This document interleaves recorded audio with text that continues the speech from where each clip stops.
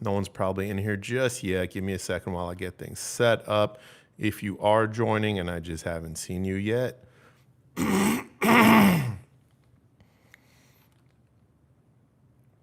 All right, it looks like we are live.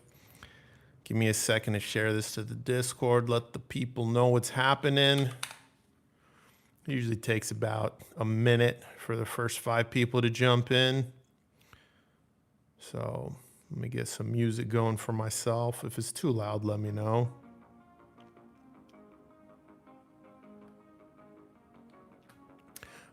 All right, I see the first person is in. Give me a second to pop out this chat. 1 second.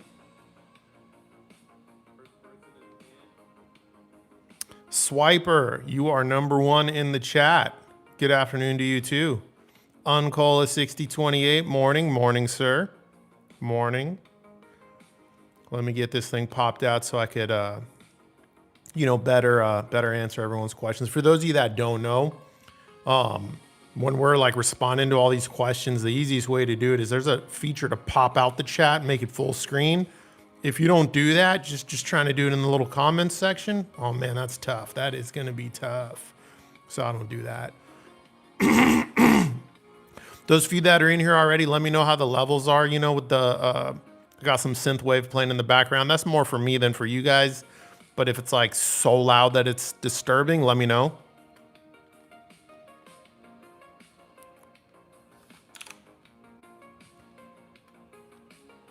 Who else we got in here? Uncola saying audio's loud and clear. Thank you, thank you. Johnny32 says good morning, sir. And Sir Dingbat, levels be good. That's such a great name, Sir Dingbat. That reminds me of the Microsoft Word font. I don't know if it was called Dingbat. It's Wingdings or something like that it's called. Swiper also says audio is fine. Cool. Good. I should probably talk like before I do these live streams. I still got that morning voice. I woke up like 3 hours ago now, but I still got that morning voice because this is my first time talking all day. And that's what happens when you live alone, guys. Let's see here. Corey Morris says, let's go indeed. Yiga Lohana says, you reviewed the Spendor Classic 3.1. Yes, I did. That was a personal, absolute favorite of mine. Sorry, guys. I'm just going to, the more I talk, the more this graininess in my voice will go away as my vocal cords wake up. Again, these are the first words I've said all day. But yeah, I reviewed that Spendor Classic 3.1.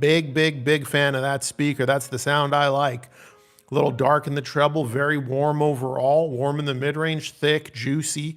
Mid-range speakers got a ton of bass, not the quickest bass in the world, which is pretty normal from warm speakers, but a lot of it. Nice bloom, nice tone, nice texture. Really great speaker. Kind of expensive now. Man, these prices just keep going up and it makes it hard for me to recommend stuff. Best thing I could say is, I hate to say this, but haggle with your dealers, haggle a little bit. Maybe you can get 5% off of stuff. I'm sure you can get 5% off of most stuff. 10 and up might be a little bit harder, but you should be able to get 5% off most stuff with a little haggling. Dylan Lewis says, biggest audio surprise of 2025. So that's the first big question. So let's do this, bro. Let me hop over my channel and let me remind myself everything I've reviewed. And I got no problem telling you what my biggest surprise has been so far for the year.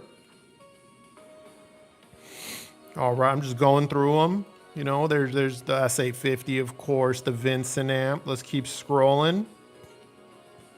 Redid the rhythmic review. We had that Fosse speaker, Dynamo subs. Let's keep scrolling. Let's see if anything pops out to me. That inexpensive Caldera sub. We had that Taihang power conditioner. Of course, I reviewed my Carbon Specials. Still scrolling it. We're at the end of the year. I've reviewed a lot of stuff. So let me just keep going here. Wow, so that's everything.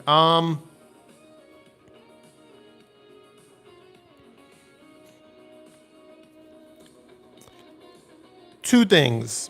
Two things. One of them is really expensive, which is why I'm making it two things, because I feel like anytime the price of something's really high, it's kind of like a cop out to say like that's your favorite or things like that. So I got a more affordable thing too. So all the live audio equipment, the entire system, the preamp with the Harmony DAC, with the mono blocks, that whole system was phenomenal because I'm a Class D hater. I hate Class D. I just don't like it generally.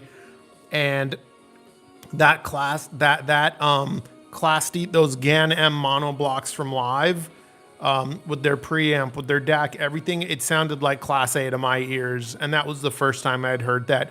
For years, I've seen people make claims saying things like Class D is catching up, and I've been like, yeah, right. Not the stuff I've heard. And then I heard the live equipment, and now I'm a believer. Now I believe Class D is indeed not only catching up, but implemented correctly is on par with the best of Class A or Class AB.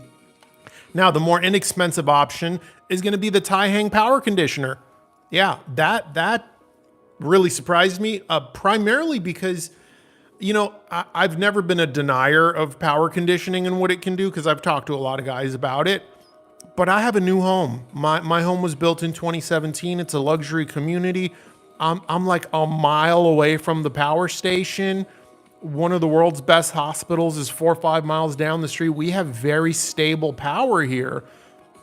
And that tie hang was still a pretty decent upgrade for the dollars spent. And I'd imagine that tie hang power conditioner would be an even bigger upgrade for people that don't have brand new homes like I have, for people that aren't, a 5-minute walk away from the power station and things like that. So tie hang power conditioner and the live full system, those are the biggest surprises for me for 2025, Dylan.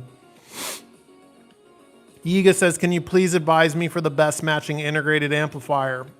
Solid state. For what, with what, bro? With what? Let me go up and see if you said something.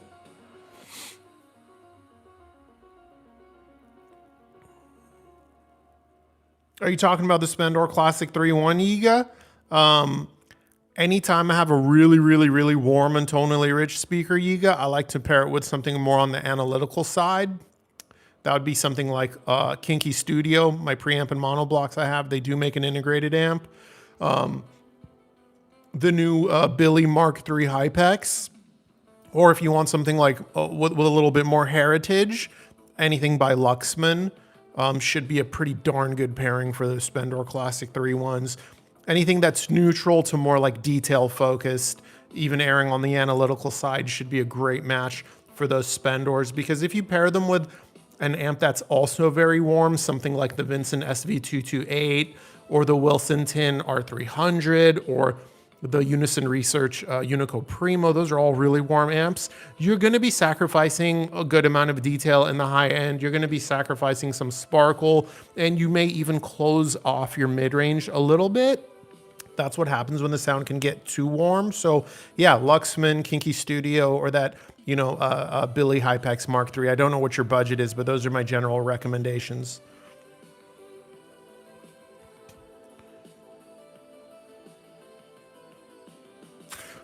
So you did say solid state. All of those are solid states. The Billy has tubes in the pre-section, but those will last for like a decade probably.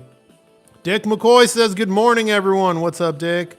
Yanni says, is the Choco email still the best in 2025? For the money spent, yeah. If you don't need the features that it doesn't have, yeah. The Choco email still competes at twice its price. It's still an absolute hidden gem. It's still bringing a ton of refinement and fidelity to the table for $1,700 that you just can't find anywhere else for that price. While something like the Unico Primo, it's $2,400 now, so that's quite a bit more money, is going to be a warmer sound, a more textured and tonally beautiful sound in the mid-range in some ways. It's not giving the same amount of refinement in the high frequencies. It is not giving the same amount of treble clarity, detail, air and space, and things like that. So the Choco Ime still remains unique, still remains very special in my book, because in the high frequency region, it maintains those sparkly, airy highs with great separation. And then you get down in the mid range, it's a little bit holographic, it's a little bit warm, it's got plenty of power. The bass is strong and muscular and clean and clear and powerful. It's just a great overall amp for anyone that does not need a ton of features. Siphonic says, happy Sunday, bro. Happy Sunday. Right back to you. Corey Morris says, absolutely loving my Rhythmic sub. Can't wait to afford a second one. Absolutely. Yeah, Corey, Rhythmic continues to make some of the best subwoofers in the world. I've said it a million times. Rhythmic is absolutely a hidden gem. If you live in North America and something like a Rel S850 is just not in the card, it's just not in your budget. And I get that. It's $4,000. You just can't afford it. Then your runner-up is going to be anything by Rhythmic, really. You know, that's just the truth. That's just incredible stuff.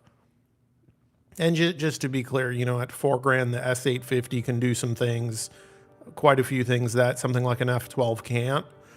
But the Rhythmic stuff is an absolute bargain for the money. They're one of two SQ brands when it comes to subwoofers. They're one of two brands where when you add a Rel or a Rhythmic to your system, it improves everything. It improves everything. Where most other subwoofers are simply just adding more bass, Rel or Rhythmic just add everything more. Your highs are more clear. Your mid-range is more open and expansive. You don't believe me? If you've got a Rel or a Rhythmic, unplug it. You'll see what I mean. You know, your mid-range is more expansive. You'll find yourself being able to listen at louder volumes with less fatigue, but you'll also find yourself enjoying lower volumes much more. Pull out a dB meter. You'll see what I mean. Yiga says, best solid state integrated amplifier matching the Smendor Classic 3.1, please. Yeah. So, okay, it looks like you typed that when I was saying, you know, asking what you had, so I already answered that. Siphonic says Ganfet Class D. So what about Orchard Audio or AGD production? Let me scroll down a little bit. So Siphonics, for the Orchard stuff, it doesn't suit my aesthetic taste. I'm sure it's really good. The guy that runs the company is really nice. He's more than happy to send a review sample if I ask for one. I just, for those of you that might not know this about me, I like to review stuff that I find aesthetically beautiful and pleasing, and I will avoid stuff if it doesn't fit my aesthetic tastes. That might sound silly to some people, but just like this is a hobby for you guys, it's a hobby for me too, and I want to have fun with it. And the Orchard stuff, for one reason or another, just it doesn't pique my interest. So I'm sure it's good. You know, a lot of other reviewers have told me how great it is. I'm not knocking them in any way. It's just not on my radar. Now, as far as the other brand you asked about that, AGD.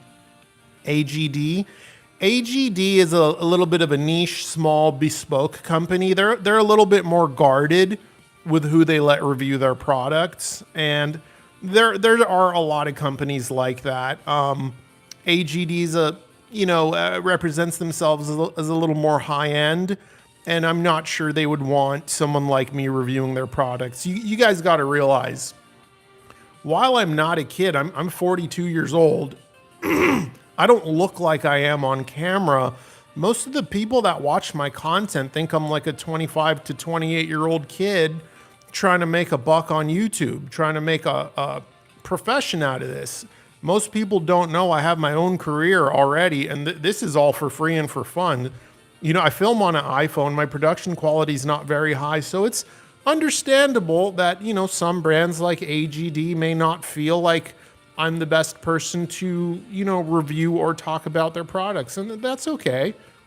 Basically, their brands are sometimes going to be a little bit prejudiced or judgmental when they see someone like me. And that's cool. That's fine. Everyone has a right to determine who they think is qualified to review their products and who isn't.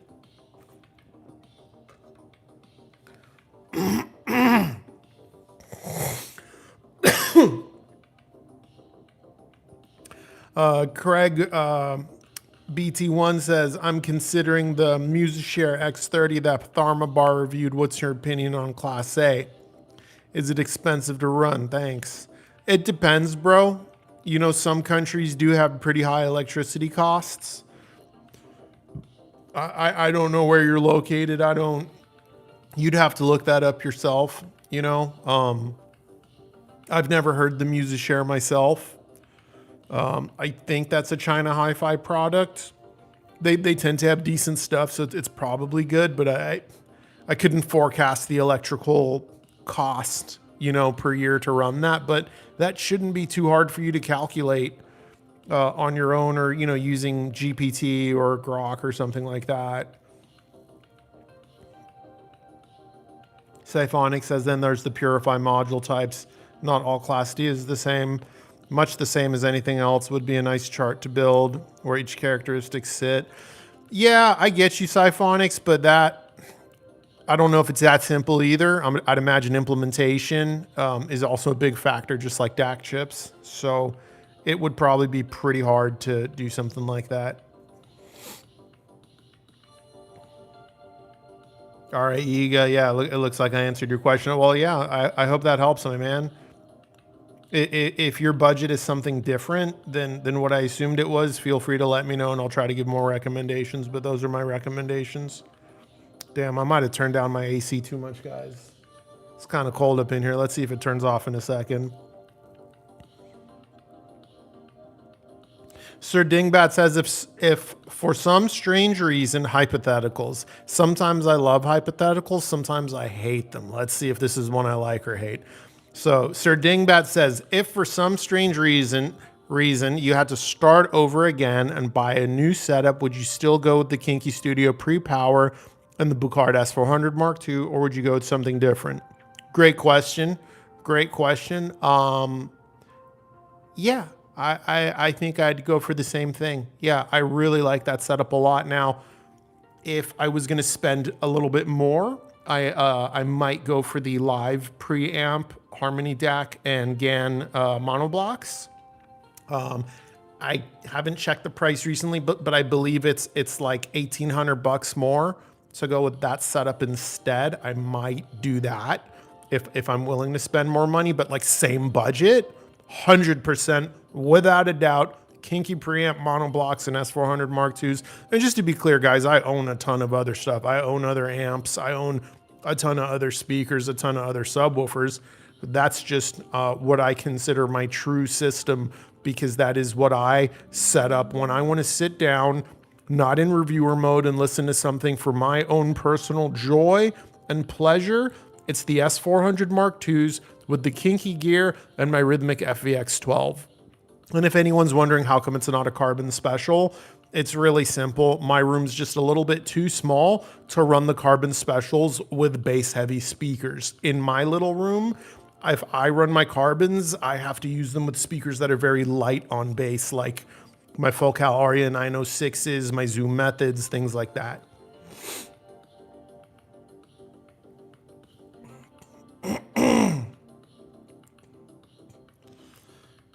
Sonic Manlier is correcting Yiga for saying Splendor and saying it's Spendor. I think he knows, bro. It's not a big deal. You got to realize, Sonic, not everyone in here is in the same country. Not everyone here is in an English first speaking country, guys. I get a ton of people calling the REL T9X, the REL TX9. It's okay. It's okay. We got a lot of people in a lot of countries. English is not everyone's first language. You know, and remember, guys, the purpose of language is to communicate. If we understand what the person's saying, they're saying it good enough. Joey the Dime, super chat, $10. Thank you, bro. I appreciate that. That's very kind of you. He's saying he has an AccuPhase E4000. Congratulations. I think that's a lot of people's dream piece. I think that a lot of people would consider that end game. So congratulations. And you want to run two other zones, a pair of Piega Ace 50 and speakers on the Lanai, thinking about the Parasound 2125V2 running off the pre-outs of the E4000. Any thoughts? You know, Joey, it comes down to, you know, for your other zones, are these just for background music? Are these just for fun? Are these for like parties and entertaining? Or are you expecting like ultra critical high-end listening experience from these other zones? Most of my friends that are running other zones, believe it or not, no matter how high-end their main system is, Joey, their zones tend to be more for when they're entertaining guests, and they're using like $100 to $200 like really cheap Class D amps for those zones, like something like a RSL IA 255.1, because you know these zones are non-critical. It doesn't matter a whole lot. They're for background music. They're for, you know, playing music, say, in the living room while you're vacuuming or cleaning and things like that. But if these are critical zones, then you want to use something higher end like the Parasound. I totally understand. I've never reviewed a Parasound myself, but I have heard them numerous times. I have a lot of friends with very high-end theaters, think $80,000, $100,000 theaters that swear by Parasound. I've heard them. It's they make good stuff, you know? But yeah, my only suggestion would be if it's non-critical, if it's just background, why not save?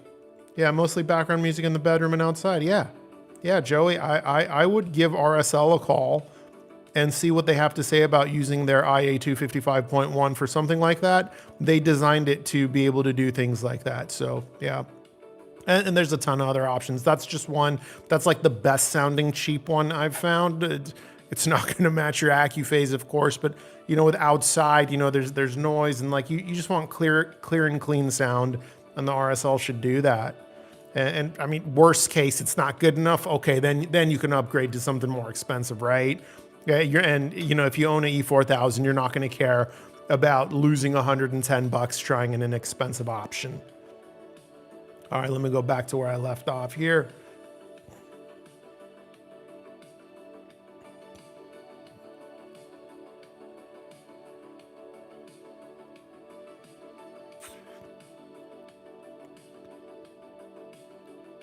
The people that ask questions after Joey, give me a second. I jumped to his comment because it was a super chat, but let me get to where I left off.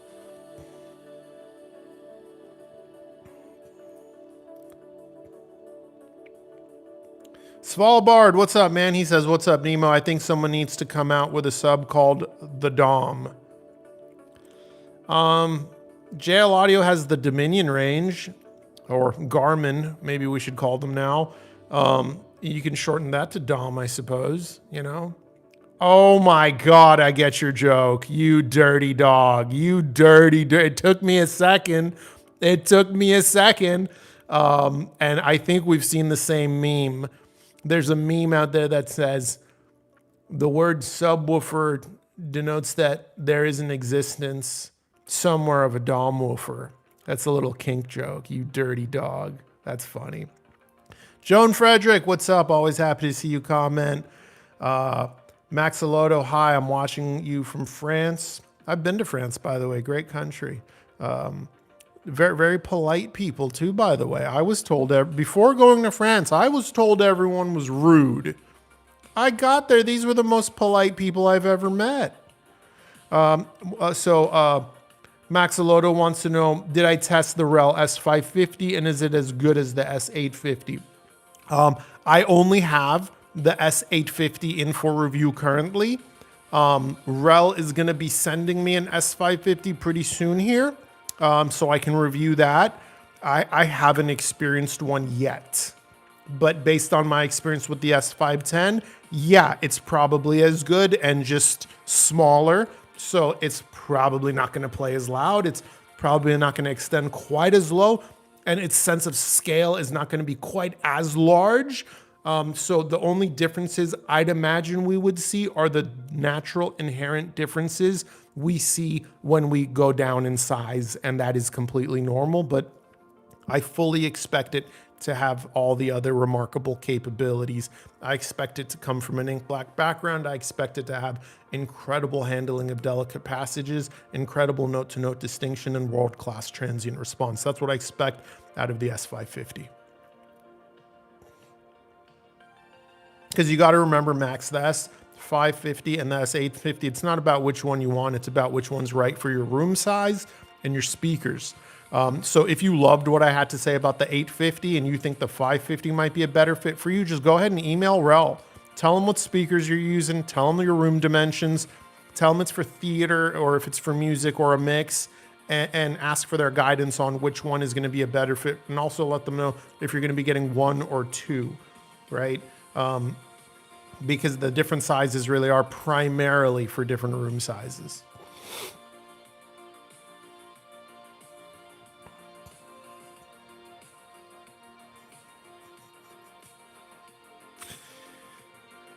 Siphonic says, as far as Orchard, he was talking about the sound, not the aesthetics. No, I get that, but I'm talking about the aesthetics, bro. Like, that's just how I am.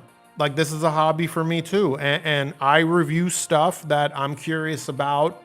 I review stuff that I feel some kind of affinity towards. Like, believe it or not, you know what I have in for review right now?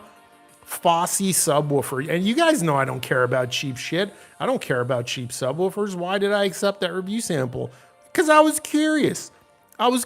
What can Fosse do with a little subwoofer? What can they do? Let's find out. I was curious. I was interested. I felt a pull towards it. Those tend to be the things I review. Like, well, why did I review Fine Audio speakers? Well, like, they got that weird downfiring port and that little plinth that's built into the speaker. I was curious about that, Why did I review the Bucart E50 and the Radiant Acoustic Clarity 6.2? Well, they got that new Purify driver everyone's talking about. I was curious about it. I wanted to hear it and learn about it. Those are the reasons I choose review samples. It's not just because stuff's good. If I reviewed stuff just because stuff was good, I'd have already been reviewing AccuPhase and Luxman and all the brands most of us already know are good. But I tend to review stuff I'm personally curious about. I hope that makes sense.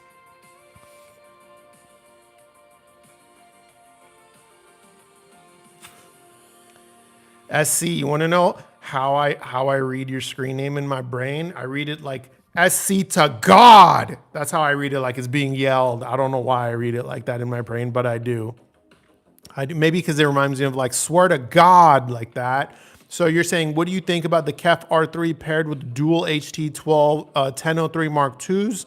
It's going to be a mixed bedroom system for HT and two-channel stereo, or should I get dual T7s? Great question.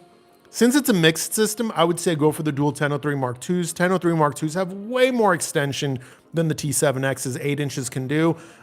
It's a really big difference in extension. Are the T7X's going to give you more tonal textures and bass fidelity? Yes, they are. So what it really comes down to, in my opinion, SC to God, is do you care about having more extension below 30 hertz, right? Which is how I am. I would rather have the more extension below 30 hertz. Or are you like, you know what? It's a bedroom system.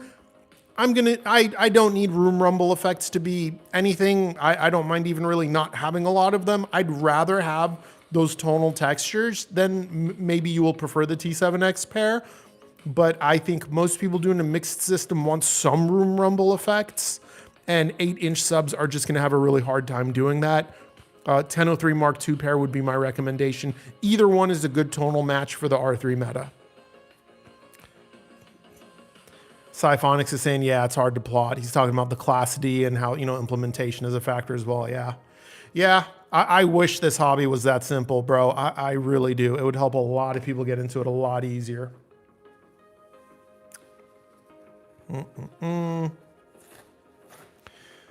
Sean B in the building, long-term subscriber. He's saying, hey, Nemo, I recently got a GR Research NX Studio speaker. Sorry, I'm not saying the speakers are bad. You guys know I just don't like Danny. They are incredible. Yeah, I'm sure he makes good stuff. Partial open baffle design. Yeah. They do need a sub, so thinking about a rel needs sealed. Yeah, I mean, why not? Do it. I don't know your room dimensions, your budget, and things like that. You know what I mean? I'd imagine something like a T9X would be incredible with those. But yeah. Joan Frederick is saying her Plasma TV 40-inch runs up the electric bill bad. Yeah, Plasma was such a great technology, though. Native 600 hertz refresh rate. Are you kidding me? Such an excellent technology. Wish it was still around personally. They were heavy. They were heavy, and they did take up a lot of power, and they did lose brightness with time. But the picture quality is like OLED level. Such a great technology we had there.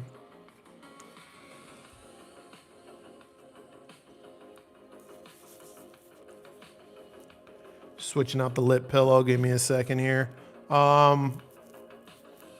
Okay, so we caught up to where Joey left that super chat about the AccuPhase Z4000. Swiper said, okay, no, he's talking to Joey. Hi-Fi 5244 says, what would be your recommendation if I wanted big sound stage with my speakers, REL or JL audio? REL. It depends which REL. So Hi-Fi 5, let us know which RELs and which JL audios. In my experience, REL gives a bigger sound stage. JL audio is going to bring a lot more slam and attack. JL audio is just all about really, really aggressive slam and attack.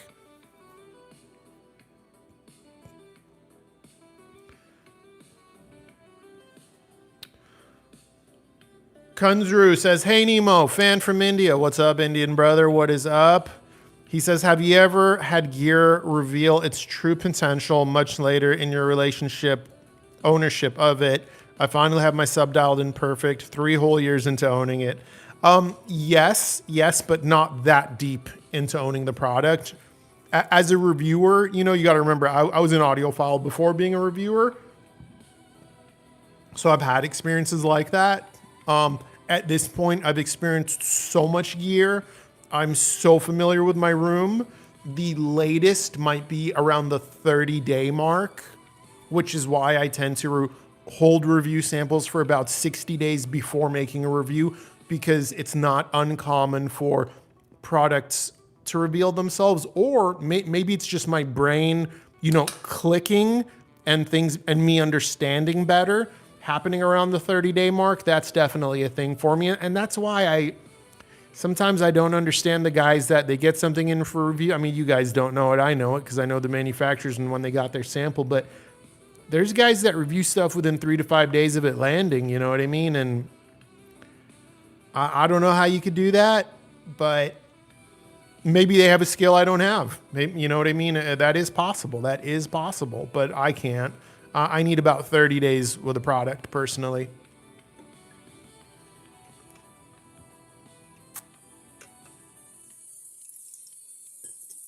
Siphonics is appreciating the joke from earlier about the Dom woofer. Building on it. No, I'm not going to read that. YouTube's going to restrict us. Yanni says, analytical amp plus warm speakers versus warm amp versus analytical speakers. What is your preference and why? How to choose? I've been asked this question before, and my answer is actually the same. So I think warm speakers... Wait, hold on. Let me read this again. Yeah. You're asking about analytical amp with warm speakers or a warm amp with analytical speakers. So it depends what more of you want. If you want the warmer sound overall, you're going to prefer warm speakers with an analytical amp. The character of the speakers is usually what shows the most in my experience, right? For example, if I take a Focal Canta #1, I could put like the warmest amp on it. It's still going to be a somewhat analytical sound. It's going to shift it. It's going to add some warmth. Yes. It's going to add some tonal textures. Yes. But the nature, the character of the Focal Canta #1 will still be towards the analytical side. So I tend to prefer warm speakers, analytical amp. And that's my system, Bucard S400 Mark II, Kinky Studio, right? But if you're more the detail first customer, then you may prefer analytical speaker and adding the warm amp to bring some naturalness and emotion to the mid-range, right? And that would be like a little bit warm, right?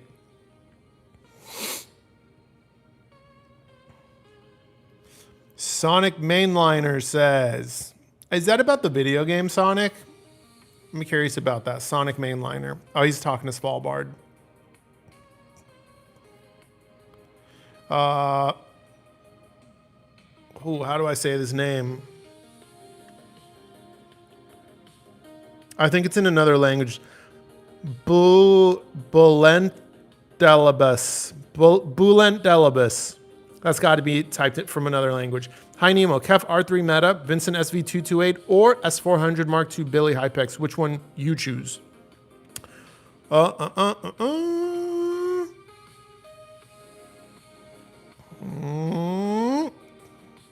I love the S400s, bro. The S400 Mark II is like one of my favorite speakers. Now, here's the kicker. The KEF R3 Meta is the better speaker technically. The KEF R3 Meta has better fit and finish. It's just a higher quality build, you know what I mean? And technically, what it can do with its sound, you know, its bass is a little tighter. Its highs are slightly more refined. Its mid-range is a little bit more well-balanced. The R3 Meta is the better speaker, but these are small differences, so personal taste becomes the bigger factor, and my personal taste leans towards the S400 Mark II. So I would do the S400 Mark II Billy Hypex, but R3 Meta Vincent SV228 combo would also be phenomenal.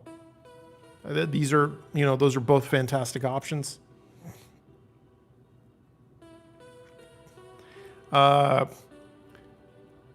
Jag6780 says, Yaga, like in game.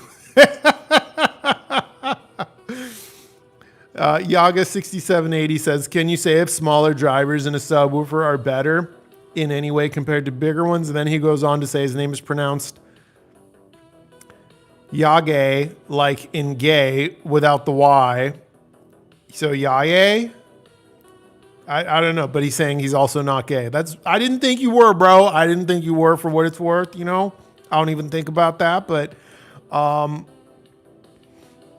no, I don't think smaller drivers have any inherent benefit to larger ones. I don't. I think that's a big misconception. I think that's just this word of mouth thing that got repeated. Oh, smaller subs are quicker, durka.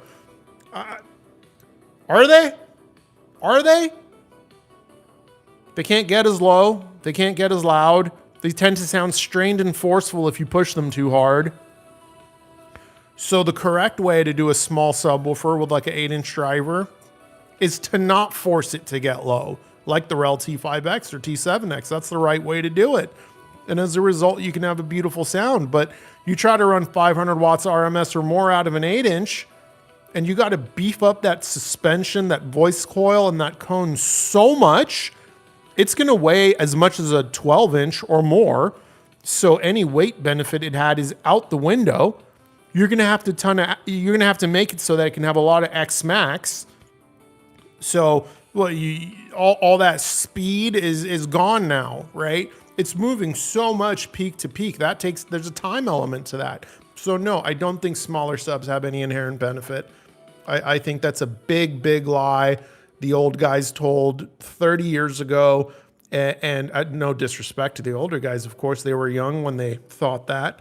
And I think it just gets repeated out of habit. It's just one of those things. Smaller subs are quicker and tighter. No, it's not true.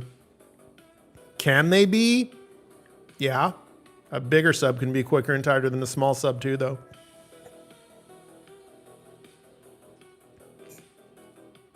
High Five 5244 says T9X or Dominion D110. Yeah, so the T9X is going to give you the better, bigger sound stage. It's going to give you that bass that comes from an ink black background. The Dominion D110 is going to extend lower and play louder and just be more aggressive. So if you want bass that has crazy slam and attack, that's your JL Audio. If you're looking to have that bigger sense of scale, that larger sound stage, that's going to be your T9X. So based on your question, Hi-Fi 5, it sounds like you want the T9X. And for maximum like gains, when we're talking about expanding things outwards, you're going to want a pair. It's just how it works. One will help, but the bigger improvement comes from the pair. Reticulate Ralphie 7176. That's a hell of a name, man. Salutations. Is there any audible difference between REL's Class A, B, and Class D plate amps? Thank you. That would be impossible for me to know because there's no way to compare the two in a vacuum. I can only compare them as finished products. So something like a T9X versus an S510, where the S510 is just better overall in all areas and all aspects. So, yeah, I'd say the topology of the amplifier when REL makes it, it doesn't really matter. They're good either way. You know, same with Rhythmic. Rhythmic has Class AB in the F12, 370 watts. That's what I have. And then in a lot of other subs, they use Hypex, like my Rhythmic FEX 12 is a Hypex. If the company knows what they're doing, they're both going to sound excellent, and it's just not even a factor. The reality is we can't really have Class AB 400 watt and higher amps. They're just too large. They get too big. It's cost prohibitive. It stops making sense. And you got to think about cost. You know, it doesn't make sense. The transformer would have to be so large. Like imagine if the Rel Predator had like a Class AB amp. Like think about what a Class AB 1000 watt RMS amp looks like in terms of physical size. Right? That's like a big Parasound amp. How are we going to shove that big Parasound monoblock amp into a subwoofer? It's just not possible. I mean, I guess it is, but it would be very large, unnecessarily large. It's going to add to the cost tremendously just in shipping and transport alone, let alone parts.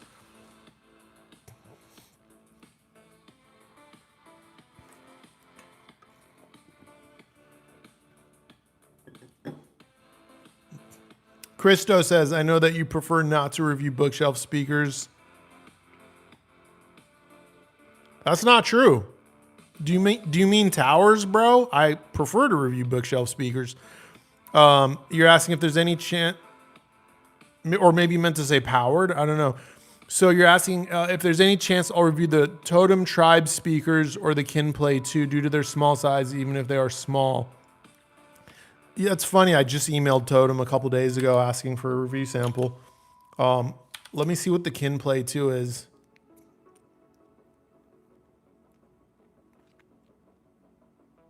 Are we sure that's not a sound bar? Let me go to Totem's website, bro.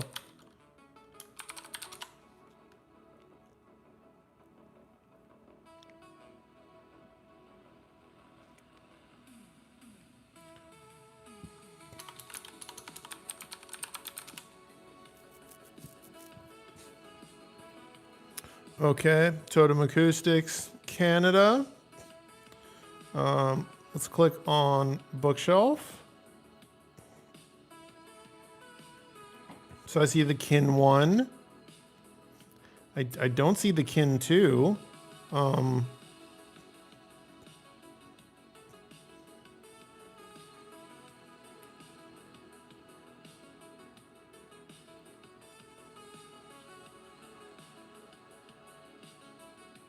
Yeah, I don't see a Kin 2 on their website, my bro. I only see a Kin 1. And let's see what that is. I think that's just a passive speaker. I mean, why wouldn't I review that, you know? Yeah, sorry, bro. I'm not sure what your question is asking. It doesn't really make sense to me.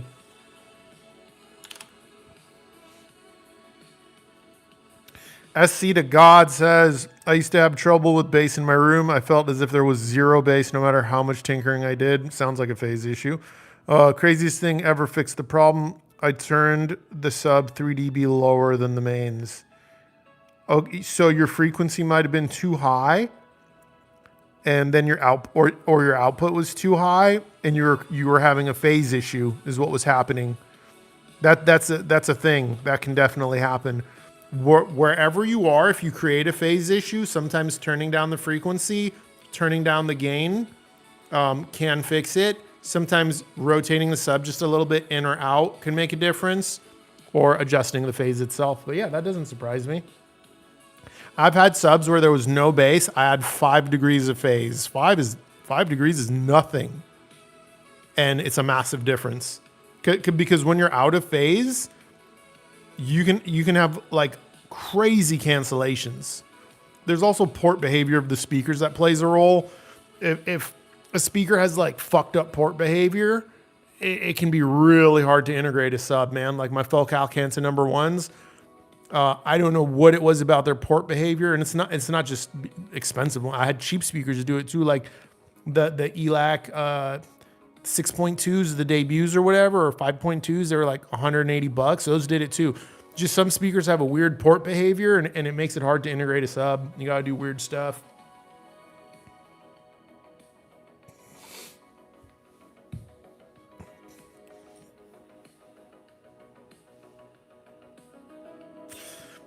Peter is my first name, says, thanks for explaining how you have an income outside of YouTube and do this out of passion, expressing what sounds great. Props for Nemo for that. Thank you, bro. I appreciate it. And yeah, and if anyone's wondering, like, the amount of money I get from YouTube as a whole, it's like 2 grocery trips. It's like 2 trips to the grocery store. That's all it covers.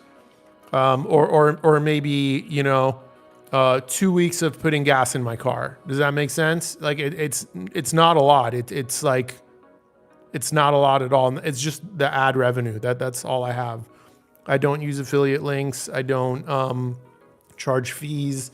Even if a manufacturer's like, can you rush this review or can you time it for a product launch? I don't charge fees.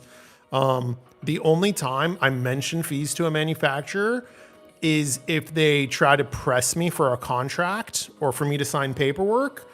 I remind them, hey, I do this for free and for fun. This is not a business for me. I understand this is a business for you. If you want this to be a business for me and we bring ink and paper into this, $2,000. And I'm not doing that to get $2,000 out of them. That's obviously a very inflated, asinine rate for me to charge. I do that intentionally to get my message across. Like, hey, fuck your stupid contract. I'm not signing paperwork, right? So, and I also tell them, like, if you do pay this, it still does not entitle you to dictate anything. And I've never had anyone take me up on that. The goal of that is simply to just get them to fuck off with their stupid contract or paperwork requirements for a fucking $1,500 review sample. Like, I've had brands think I'm going to like run away and steal their like $700 item. It's crazy.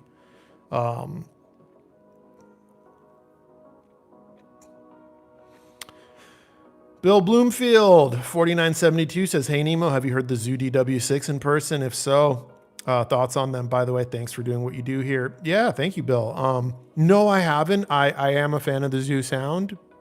I know not everyone is. They certainly do have a sound. I have not heard their towers. I haven't. So I can't really say anything about that. Sorry. Siphonics says, have a good one, my man. Catch you later. Thanks for the chat. Thanks for tuning in, Siphonics. Appreciate you.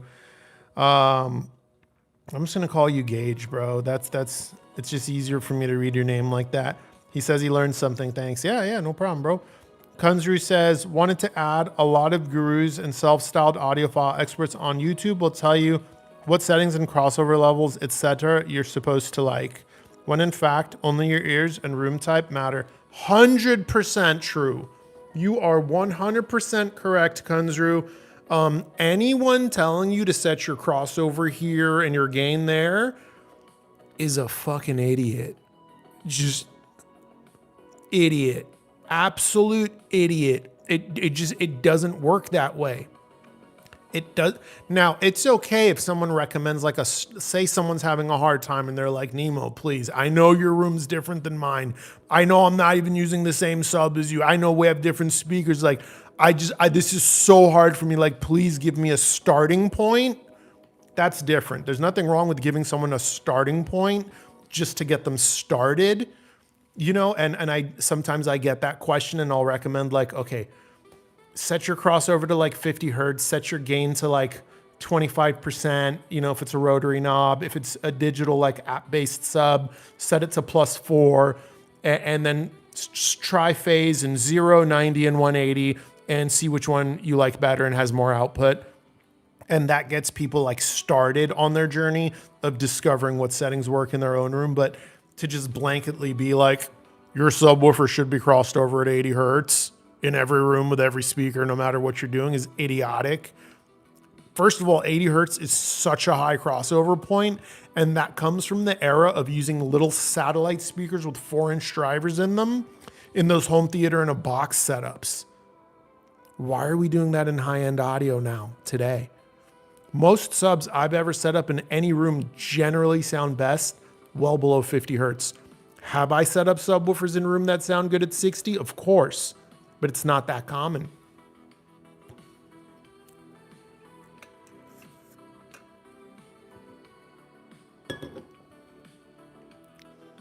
Bulen says, thank you, Nemo. Thank you for your comments. Bulen is a Turkish name. Ah, we're cousins. We're cousins, bro. I'm Persian. Most of my people, my family specifically, fled Iran in the late 70s through Turkey. So we appreciate you guys being there. I know you guys don't love that a whole lot. I know that.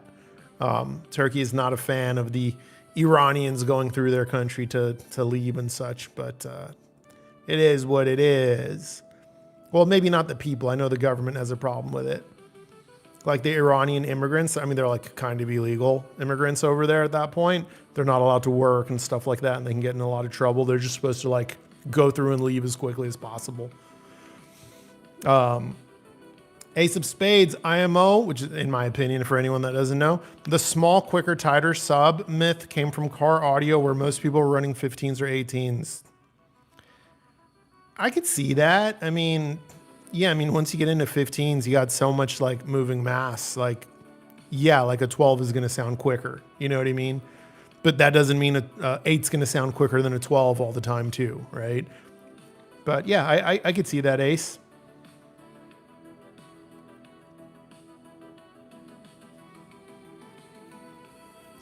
New Key 1941. Are there any amps with a tube preamp section that you like as much with your Bucard S400 Mark II relative to the kinky pairing? Do analytical or warm tube pre-sections deliver for you? So, New Key, just to be clear, I like both the analytical sound and the warm sound. I like both. I have a wide range of taste. And yeah, there are tube hybrids that I would absolutely love with my S400 Mark IIs. The new Billy Hypex is one. And then the, of course, the Pathos Classic 1 Mark III. Oh my God. The Pathos Classic 1 Mark III is phenomenal. Now, we have to consider price. My preamp and mono blocks are about $6,000, right? So my current setup is on a higher level than the Billy Hypex or the Pathos Classic 1 Mark III. But if I was on a tighter budget and for some reason I had to choose a tube hybrid, you know, I mean, yeah, something like the Pathos Classic 1 Mark III or Billy Amp Hypex would pair with the S400s and get me the sound that I enjoy for sure. Peter's my first name says, last week I scored the SMSL PL200 MQA CD player flagship DAC chip AK 4499EX. Very nice, very happy. Nice, dude, nice. Happy to hear you're liking that. Give me a second, guys. I need to drink water.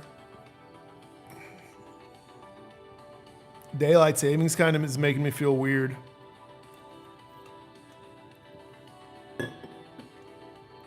I woke up at like 8 a.m. and I was like bummed, like, damn, I only got 7 hours. And then I realized I got 8 hours. Maybe I need to not talk so loud because I feel myself getting oddly fatigued. I have been working out kind of like crazy, like hitting the gym really hard, so I could just be a little fatigued. So let's slow it down a little bit.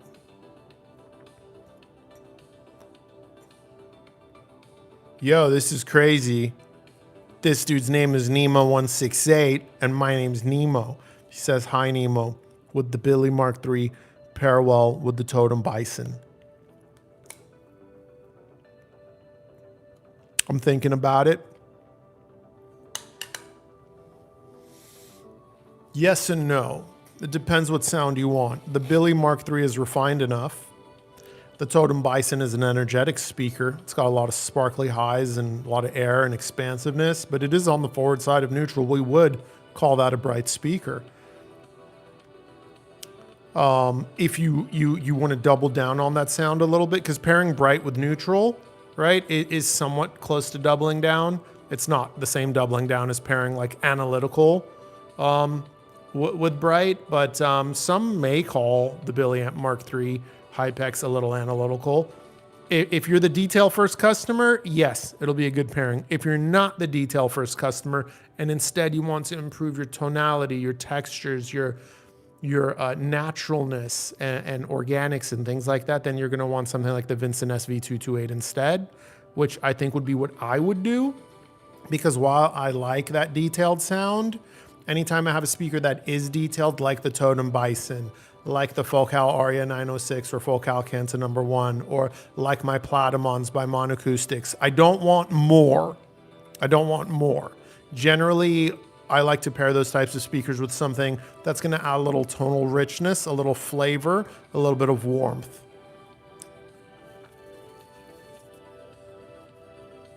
A lot of retracted messages.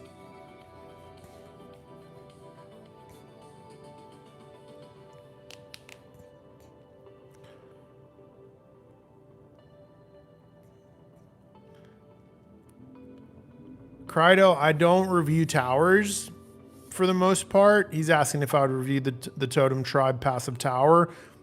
The boxes are just too big. I have a 2-car garage, and that's where all the boxes are for my review samples. And my garage is only 20 by 20. And I do have 2 cars in it, so I can't, like, a pair of tower speakers, the boxes are like take up the same amount of space as like roughly 4 bookshelf speakers, right? So I could have 4 bookshelf speakers in for review, or like 2 or 3 subwoofers, or 1 pair of towers.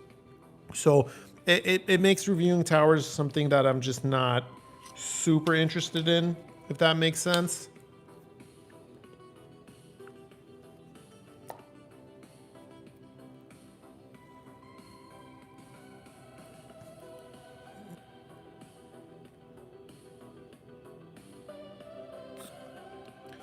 Where did I leave off?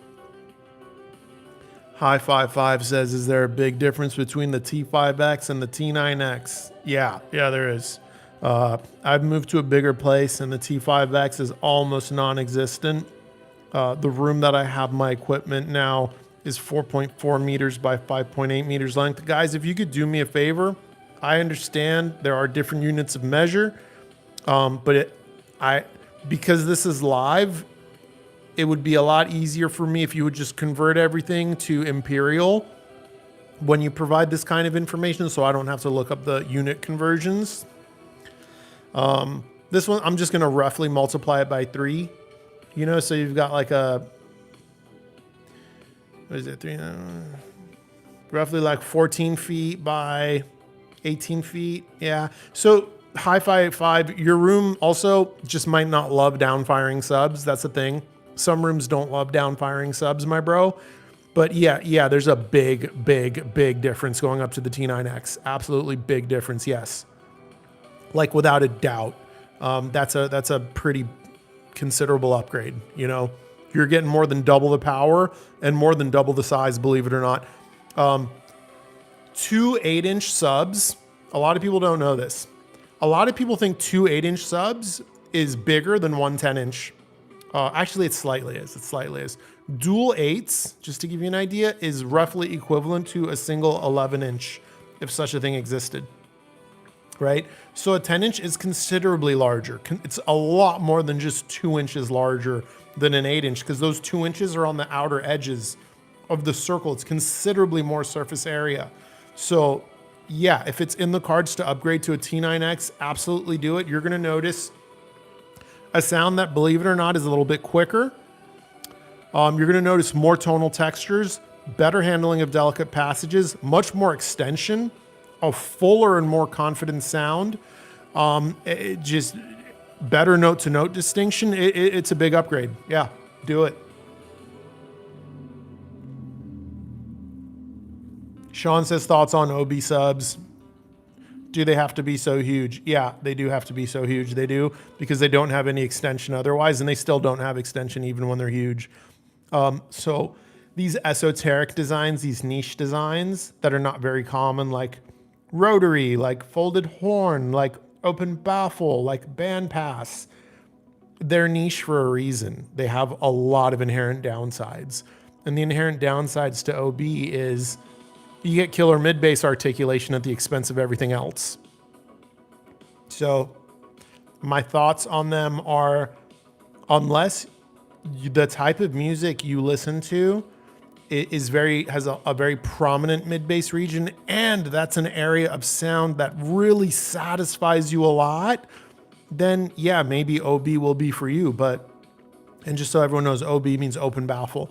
But for the vast majority of customers, open baffle subs, I think, would be very disappointing and cumbersome to have. I don't think most people would like having them. Yeah, all of these niche subwoofer designs, again, they are niche for a reason. They all have a lot of downsides that come with them, and there's a reason they're not more popular.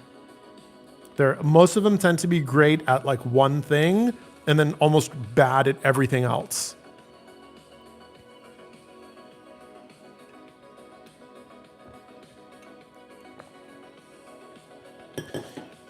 DR says, I think the least they could do is give you the sample. You hit their demographic. I don't know who you're talking about, DR. Maybe you're talking about AGD. I'm not sure. Krydo says, my name is Daniel. I'm sorry for the way I wrote a question. I'm driving while listening to you. Thanks for what you're doing. All good, Krydo. What was your question? Oh, maybe because I was confused about the kin you were asking about. Yeah, it's all good, bro. I wasn't upset or nothing. JDM724 says, just came to say hi to the GOAT Nemo. Thank you, bro. That's very kind of you to say, man. That's very kind. Keep up the great work, bro. Greet sub lover. Oh, hey, what's up, dude? What's up? He's sub lover on the Discord. Got 38 people in here. Guys, don't forget to hit the like button. It helps let more people know the stream is happening. If you don't hit the like button, a lot of my subscribers that are online right now, on YouTube right now, do not know the stream is happening. You got to click the like button so YouTube will recommend it to more of our subscribers.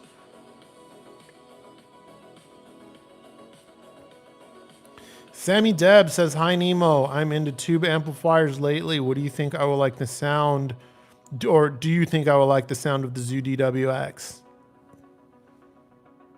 That's, you know, I can't guarantee anyone will like anything. No matter how great it is, no matter how much I love it, I can't, I can't, bro.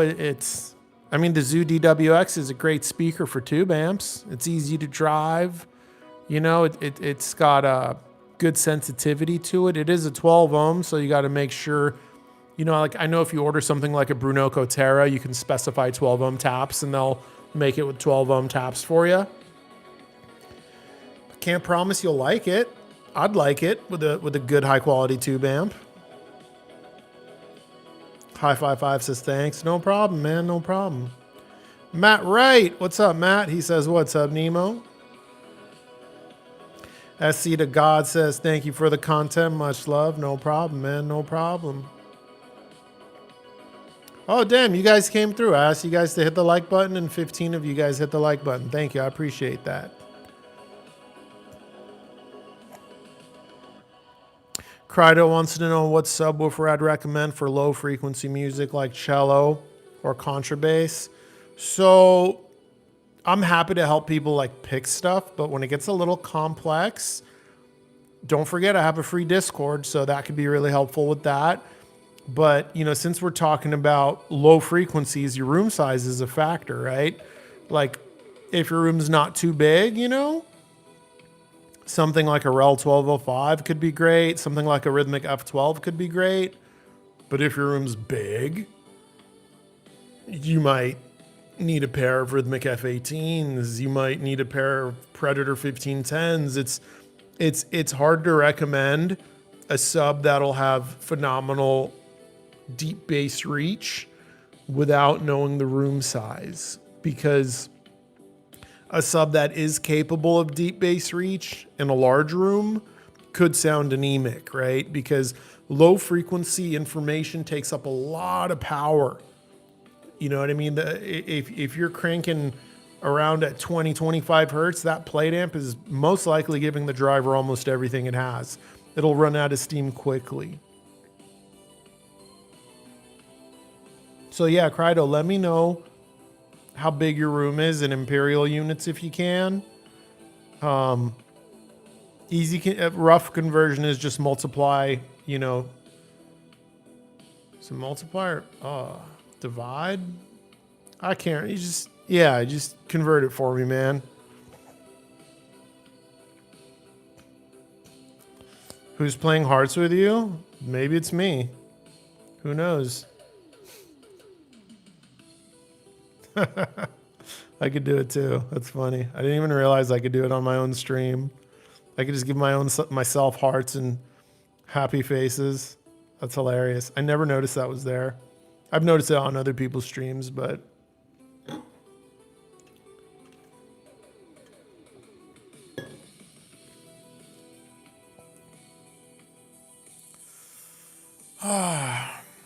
so yeah, Krydo, let me know your room size. I'm happy to help you with a recommendation, but deep bass generally requires a big sub if you wanted it any kind of meaningful output. Always remember, guys, if your subwoofer says it could do 20 hertz and it's like a 10-inch, like, can it do 20 hertz? Like, maybe at like 70 to 80 dB. That's not that loud for 20 hertz. That's not enough to feel it, to hear it. You know what I mean? I think the chat froze, guys. Give me a second. Let me start over.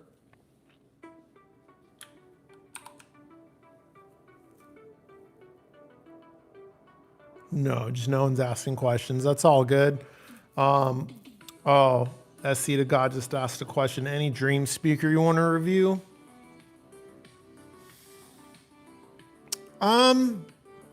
You know, I'm kind of boring in that way. I'm not a big dreamer. I'm not, you know, I've been in this hobby for a long time. There's not really any products I'm like, I wish I could hear that. I wish I could review that. My brain just doesn't really work that way. I'm not a big dreamer.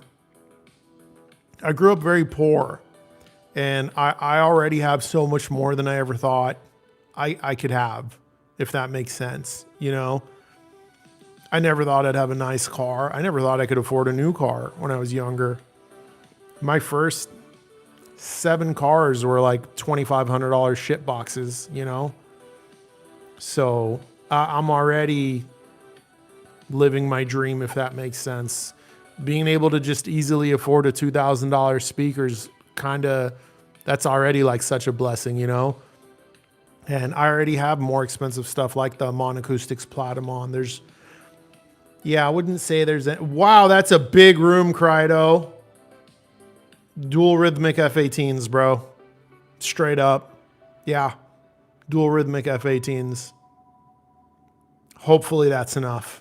I'm not even sure that's enough. Maybe 4. That's a lot of room to pressurize, bro.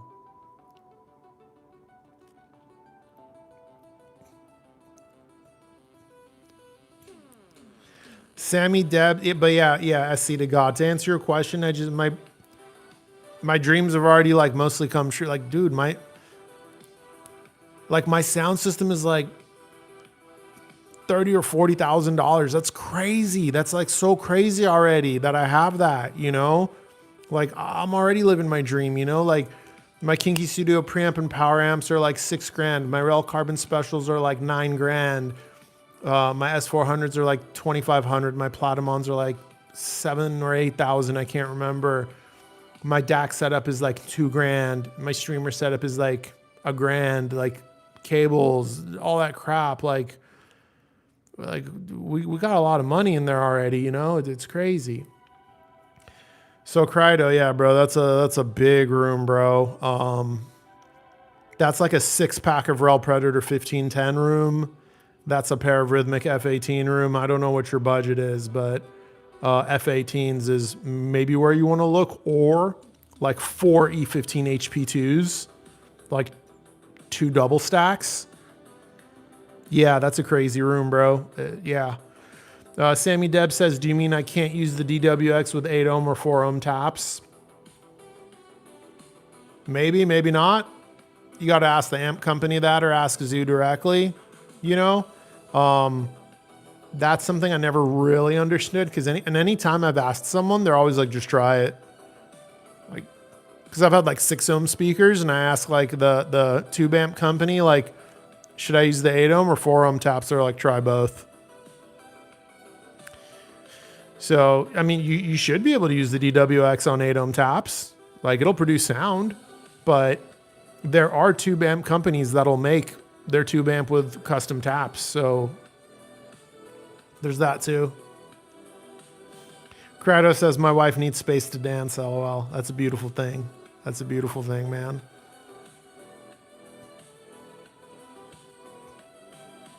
Sean B says SVS is supposed to add a sub-room integration to their app. You mean room correction? Yeah. That could be a game changer with integration and phase. How so? I mean, there's already subs that have that.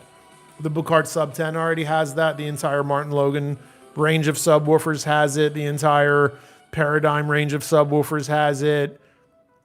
Tons of subs have, you know, automatic room correction. I don't really personally consider it a game changer because most people are setting up their subwoofer through their AVR. That's how most subwoofers are used. Us 2-channel guys that are using subwoofers are few and far between. And I've still never found a subwoofer where its automatic room correction is better than me doing it. Now, I'm pretty good at it. I can admit that. So it could be a game changer for the guys that are newer to the hobby and find setting up subwoofers difficult, challenging, or cumbersome. Then, yeah, it could definitely be very helpful to those guys. But I'm a very analog guy. What can I say?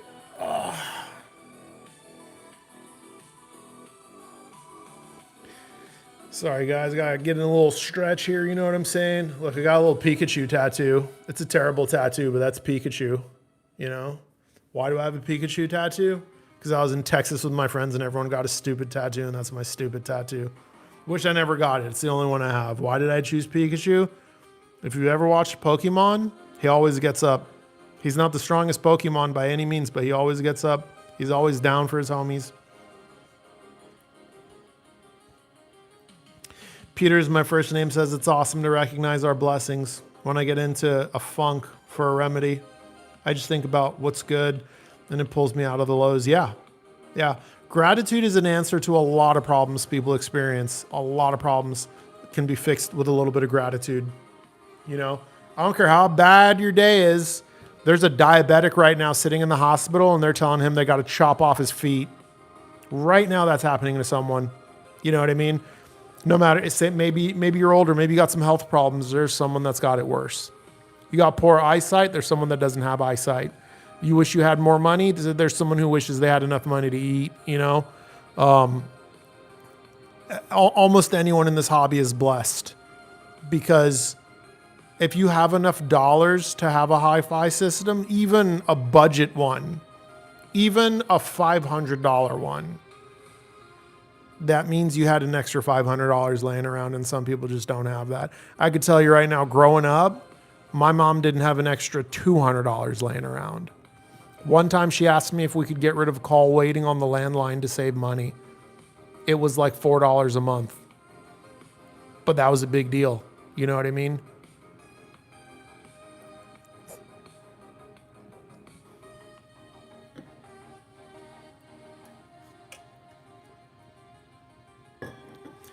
Guys, if more questions don't come in, I'll probably wrap it up. It's not like a threat or anything. Just I don't like to overstay my welcome, you know? I tend to participate in these streams for as long as you guys want. And the only way I know if you guys want this stream to go on is by, you know, engaging with me and asking questions. Most streams go about 2 hours. Some only go about 1 hour and 45 minutes. We're at about 1 hour and 15 minutes. So, you know, feel free to ask those questions. Otherwise, if we go like 2-3 minutes without a question, I'll take it as most people are not interested in this thing continuing, and that's totally okay. Not every stream needs to be 2 hours. I just don't want people to get upset if I like cut the stream and be like, all right, let's wrap it up, and be like, what do you mean? It hasn't even been that long. Krydo has the off-topic question. Yeah, and that's another thing, guys. I don't mind off-topic questions. You can ask me any question you want, even personal ones. I may not answer every personal question. If someone's like, how much money do you have in the bank? I probably won't answer that, right? But you can ask me any questions you want if you're curious about the man behind the videos. Yeah, Krydo says off topic, but I wish Iran would go back to the days that it was. Persia, beautiful and full of culture. Yeah, that's a complex topic, you know, that in layman's terms, what really happened is there was a lot of Western influence, and that was good for a lot of freedoms. And then the religious fundamentalists were like, hey, this is too much. We should reel it in to preserve our culture. And that's a fair perspective too, but they certainly reeled it in a little too much. They just went extreme in the other direction. I'm a strong supporter of preserving culture, and I don't think every country should be like the West. You know, I want Japan to stay Japan. I want Thailand to be Thailand, you know? Yeah, they sure did go in the other direction a little bit too far and just go all the way, just religious fundamentalism, which is never a good thing. You know, extremism of any kind is not ideal.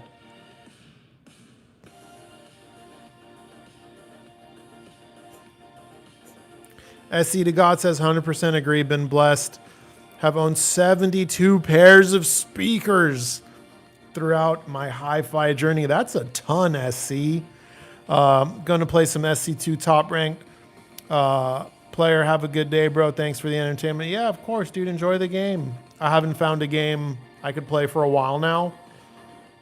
The last great video game I played, which I will say is the most beautiful experience I've ever had in my life playing a video game. Just the most beautiful thing. And it's from France, is Clair Obscur Expedition 33. Guys, if you play video games offline and you don't mind like a solo game, you owe it to yourself to play Clair Obscur Expedition 33. It is the most beautiful game I've ever played in my life. I don't know how else to say it. And when you get to the end and you think you've beaten it, there's no spoilers here. You haven't, and you got to keep going. And when it finally clicks in your brain what this game is actually all about, there's never been anything like it before. Never. It's incredible.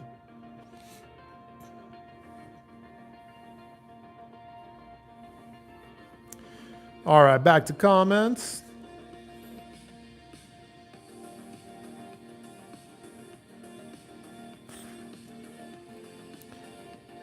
Bill Bloomfield says he thinks he's going to purchase the DW6, the Zoo DW6 speaker with all the upgrades. I support that, man.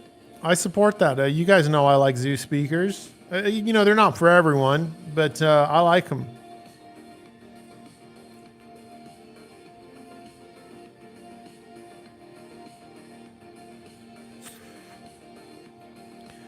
Sammy Deb says he has dual T7Xs. How do you figure out if you're on 50 or 60 hertz? I could hear it for the most part. You know what I mean? I could hear it. There's a pretty big difference between 50 and 60 hertz. You could also just like look at the low side and the high side and just kind of estimate. Your room is going to indicate, you know, what that does. Because you got to remember, just because you set us up to 50 hertz, it doesn't mean you get 51 hertz. You set it at 50 hertz, you're still getting response up to 60. It just starts to roll off, right? And then something like the T7X, I think it rolls off at a 12 dB octave. I'm not sure. It doesn't matter too much where it is. It's where you like it, because your room you might set your sub to 40, but your room might have some prominence around 60. So even being set at 40, you very well may still be getting 60, right? So there's no way to just know outside of, you know, having an REW microphone and measuring it, I suppose. But I think the best way to set up a sub is to tune by ear for the most part. Or, you know, for some rooms where that's challenging or you got a lot of subs, using REW and a microphone can be useful to a lot of people also.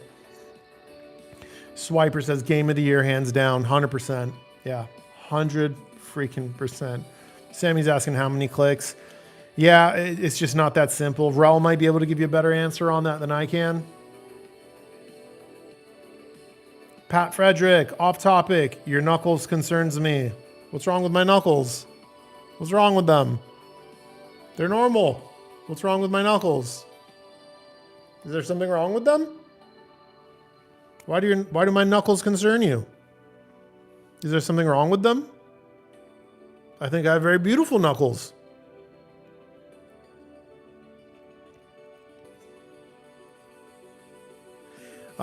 Gage says, I think the clicks in the rel is 2.25 hertz, but don't quote me on that. Yeah, I'm not sure about it either, but I'm sure you could shoot rel an email and they should be able to help give you some more information. Sammy says there's nothing wrong with my knuckles. Yeah, what are you talking about, Pat? What are you talking about? That's I could see maybe they might look like red or something, or at certain angles they might look swollen, but they're totally normal. I have my mother's hands. Fun fact, trip out on this. So if I look at my hands and then I look at my mother's hands, I have just like the manlier version of her shape of hands, like down to the fingernail beds. It's really, really interesting stuff. And if your parents are still around, look at their hands and then look at yours. I promise you, you have the hand shape of one of your parents. Chad is asking if I play Fortnite. No, bro, I don't play games online at all. I'm a solo player. It's just the era I grew up in. You know, when I grew up playing video games, Super Nintendo was like the console. I was maybe 10 or 11 years old, maybe 12 or 13, I can't remember. And the idea of having a headset on and hearing other human beings and interacting with other human beings in a video game it just doesn't sound appealing to me. I've done it. I don't like it. For me, video games are like my time. For me, that's not to share with other human beings in any way. And I know that might sound like an extreme thing, but like for me, video games are like reading a book. I don't want to do it with other people. I love talking about it with other people. I love talking about books. I love books. I read like 20 a year. But I'm also mostly playing JRPG games and these games with like big stories, right? Where you can really feel like you've gone to another world and you're part of a journey or an adventure. So yeah, no Fortnite for me. I've played shooters here and there, but even my favorite shooter is an RPG game, which is the Mass Effect trilogy. And yeah, I know there's a fourth game, but we don't count that. We don't claim that. Andromeda doesn't exist. That game was trash.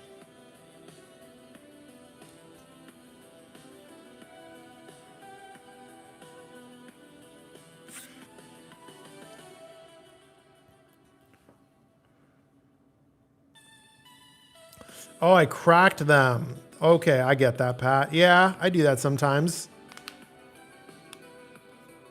I got some cracks. Not a lot, though. Matt says, hey, Nemo, I'm in the market for a used vehicle. I've only been looking at no accident cars on Carfax. A lot have minors. What do you think about getting a car with a minor? Depends on the car. If we're buying a Porsche, for example, I don't want minors. If I'm buying an Audi R8, I don't want to see minors. If I'm buying anything that has a decent chance at retaining its value, I don't want minors. I want a no accident car with a clean Carfax. But if I'm buying transportation, I don't care about minors. A little fender bender, a little bumper, this and that. Now, I would definitely take it in for a pre-purchase inspection to make sure it really was a minor, right? Because a fender bender might be a minor, but if it bent the control arm and that car has alignment issues now, I'm going to want to know about that. And a good high quality pre-purchase inspection should show that.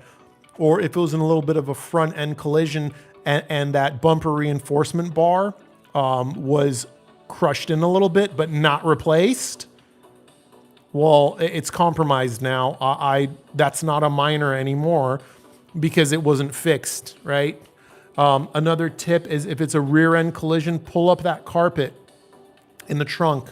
You want to look for seam sealer. If there's new seam sealer, oh my God, that's not a minor. That's a major collision if there's fresh seam sealer between the welds. Or there's even paint inside the trunk area. Oh my God, that's like a massive total loss type vehicle. That's a salvage title vehicle that just was fixed by someone. But an honest to God minor, like a door got tapped. You know what I mean? A bumper was tapped. A $2,500 repair, no suspension geometry damage, no bumper. Basically, pre-purchase inspection can't even really see anything. And we're talking about a Toyota Camry, Honda Civic, Honda Accord. I'd be okay with that. But the price should reflect it. The price should reflect it. So haggle, haggle, haggle. Christo says, what's your opinion on Advanced Paris A10? I've never heard it. I did email them 2 days ago asking for a review sample. We'll see if they respond. A lot of you guys have asked about Advanced Paris. My understanding is it's the poor man's AccuPhase, so it's that kind of sound. It's not quite on the same level, but you're also not paying on the same level. So I am curious to check one out. And I hope they respond to my email. If they don't, I can always ask Jay to put me in contact. He's reviewed Advanced Paris, and he could probably broker an introduction.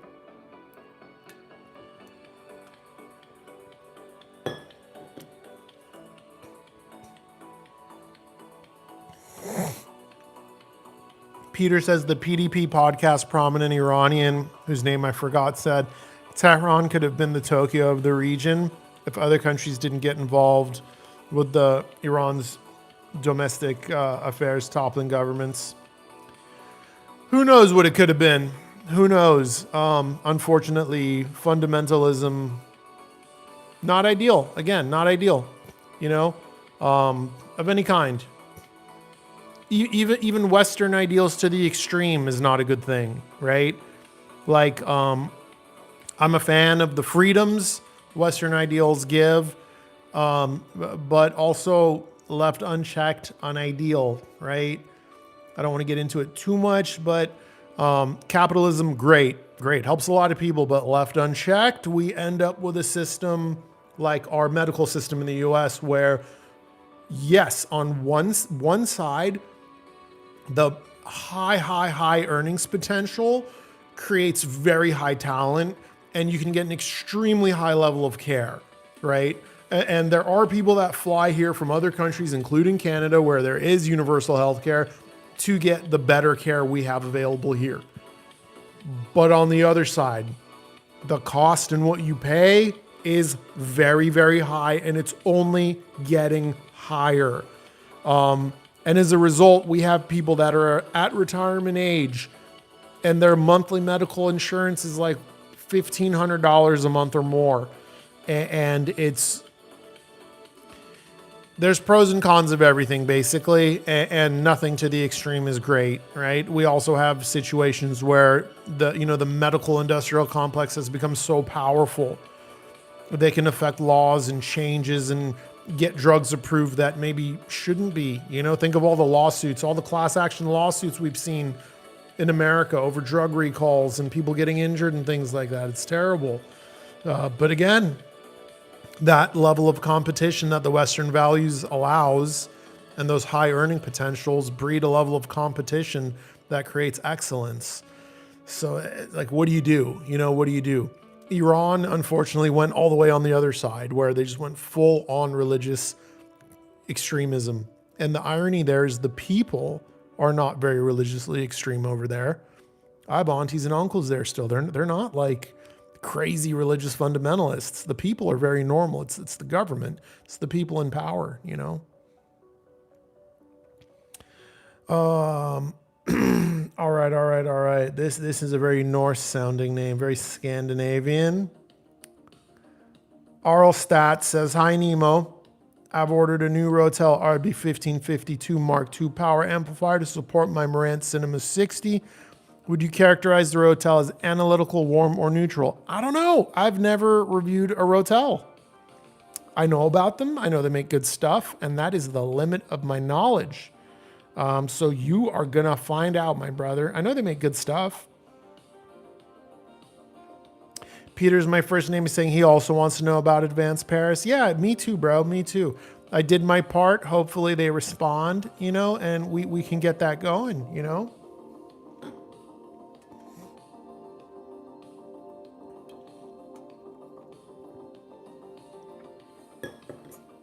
Svalbard says, I keep thinking about the synergy between the IOTA VX SA40 and Totem Bison you talked about. Thank you. I really appreciate it when people remember the things I've said. That means a lot to me because I put a lot of work into it. And what would be a cost similar sub you'd recommend to round out this system?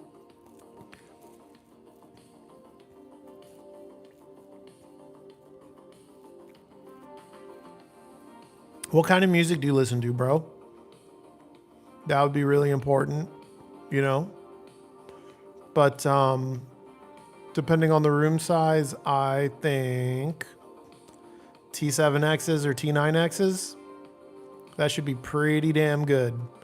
That should be pretty damn good. If you listen to a ton of EDM and you're like, I want that crazy extension, 1003 Mark II, or 1205 Mark II. Eclectic, everything from jazz to hip hop. Yeah. Depending on the room size, T7X or T9X. Yeah. Or if you can score a crazy deal on an S510 and your room is medium sized or more, S510 would be cool.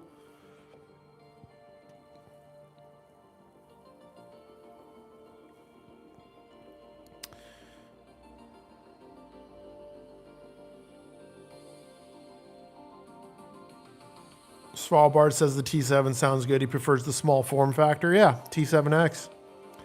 Chucha Trucha. You have got to be from a Spanish-speaking country with that name. You have got to be Trucha. Doesn't Trucha mean like stay alert? Like be ready? Chucha Trucha. It's a good name. I have Thorns 160 and dual 1218 turntables. One has to go. Which one should I sell? Bro, I don't know anything about vinyl at all. I am not the vinyl guy. I don't own vinyl. I don't own a turntable. I don't know anything about phono. Unfortunately or fortunately for me, I'm a minimalist, so all my music is streaming, all of it. I know vinyl could sound better. I know CDs could sound better. I know that.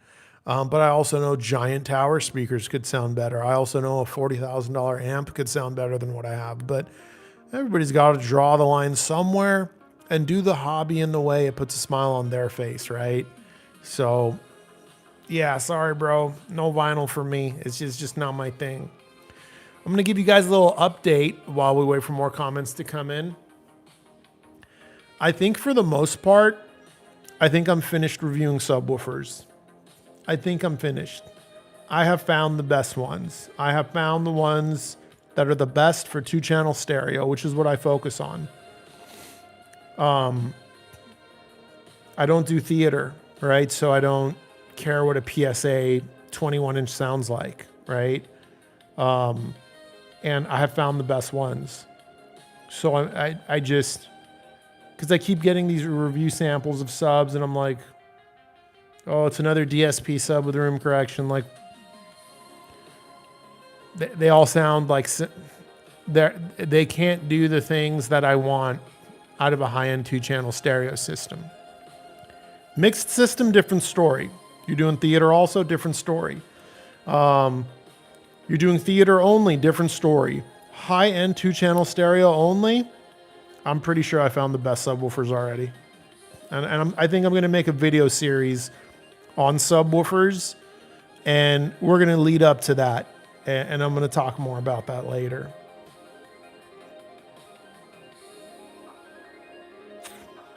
I think the first video I'll make is probably going to be around like vented subs.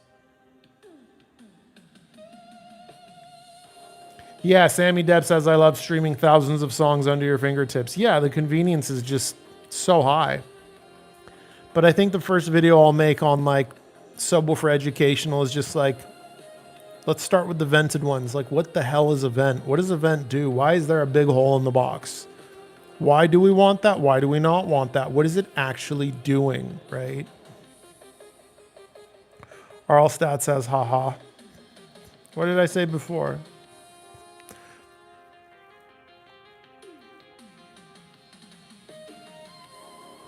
But yeah, my interest in the modern smart subwoofer, where it's app controlled, where there's DSP, I'm getting to a point where I truly believe after all, I've reviewed over 60 subwoofers for 2-channel stereo, and I genuinely feel like the DSP units can be good in certain settings, mixed systems, theater, but for high-end 2-channel stereo, those DSP subs, they tend to take and give. So they take your maximum fidelity, they bring it down. Your note-to-note distinction is just not as good. And what they give you is a sub that's a little bit easier to set up, and that's not a worthwhile trade-off in my book. That doesn't mean you can't get them to sound good. You can, but never as good as an analog design for the most part. There are a couple DSP subs that are really, really good, but we'll get to that more when I do that series.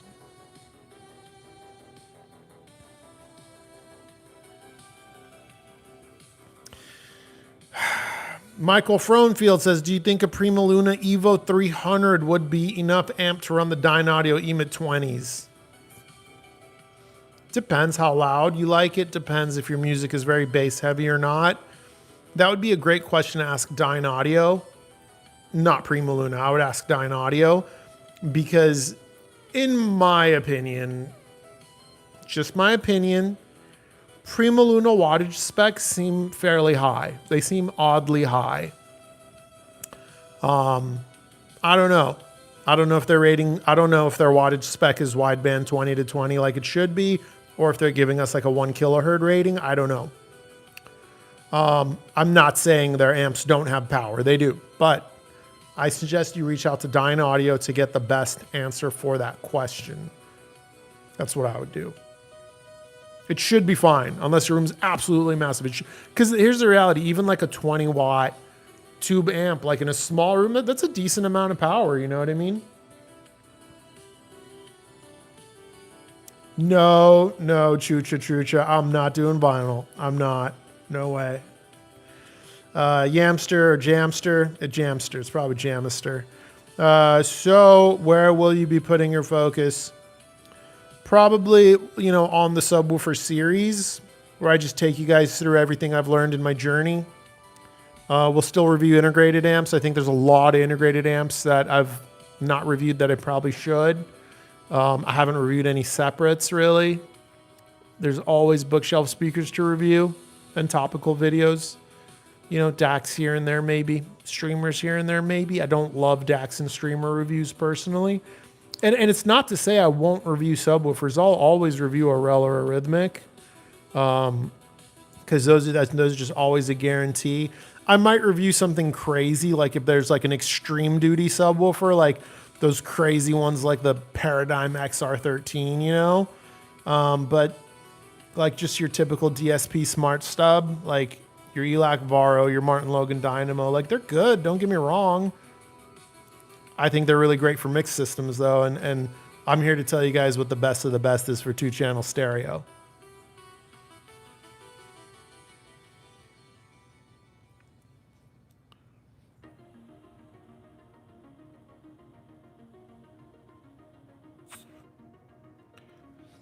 No, Svalbard, I did not have an original NES. I was part of the generation where NES was at the tail end of its life, and SNES came out, so I could have had either one. But my neighbor had an NES, and we were just a little bit too broke to afford that. The only way I got my SNES is my uncle bought me a keyboard for Christmas, and we returned it and got a Super Nintendo instead.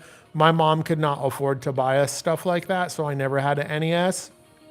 And just to give you guys an idea, like when I say I grew up broke, like I really mean that. While I was able to get the Super Nintendo because it was a gift exchange, I never owned a game. The only Super Nintendo game I ever owned was Super Mario World that came with the console. We could never, like my mom couldn't afford to like buy me like a video game. We would just go to the local video store and rent them. That's like, we couldn't afford to like buy games. Like Super Nintendo games were $59.99 generally. And like that was a lot. That was a lot. I remember going to school with kids that their parents would buy them like 6 or more games on Christmas, and I thought that was the craziest thing in the world. I never owned any games. I could only rent them. So as you can imagine, I did not beat a lot of games because the rental was usually for like 1 week, and then like we had to give them back and I would rent another game. But my mom did as much for us as she could, and we did rent a lot of games, and I did get to play a lot of games. My favorites on the SNES were the Mega Man X series of games. I believe it was Mega Man X 1, 2, and 3. And then on PlayStation 1, there was 4, 5, and 6, and I played those also, and I really loved those. Those were fantastic games. And I can't remember how I got my PlayStation, but I was like 16 or 17 at the time, and I think one of my friends just gave it to me because I was still pretty broke back then too.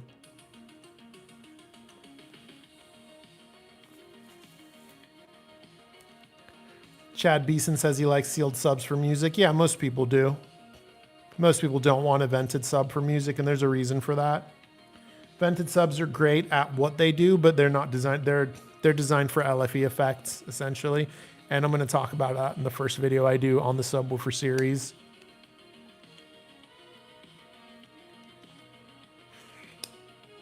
Arlstad, I'm not going to stop testing musical subwoofers. I'm going to stop testing the ones I know are not musical subwoofers. And that's for the most part anything with a DSP in it, anything with room correction in it, that's just never going to be a true musical subwoofer. That's just the reality. The DSP technology isn't where it needs to be yet. If that changes, I'll start reviewing them again. But there are very few truly musical subwoofers. Again, I've reviewed over 60, and that doesn't count the ones I've sent back without a review. That doesn't count the ones I've helped with R&D for under NDA. Out of 60, there's just 4. There's just 4.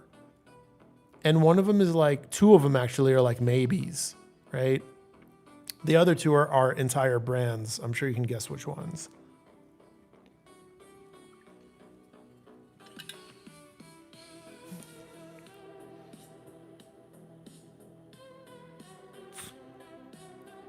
Sammy Deb says, I have 3 streamers. One is a transport with an external power supply.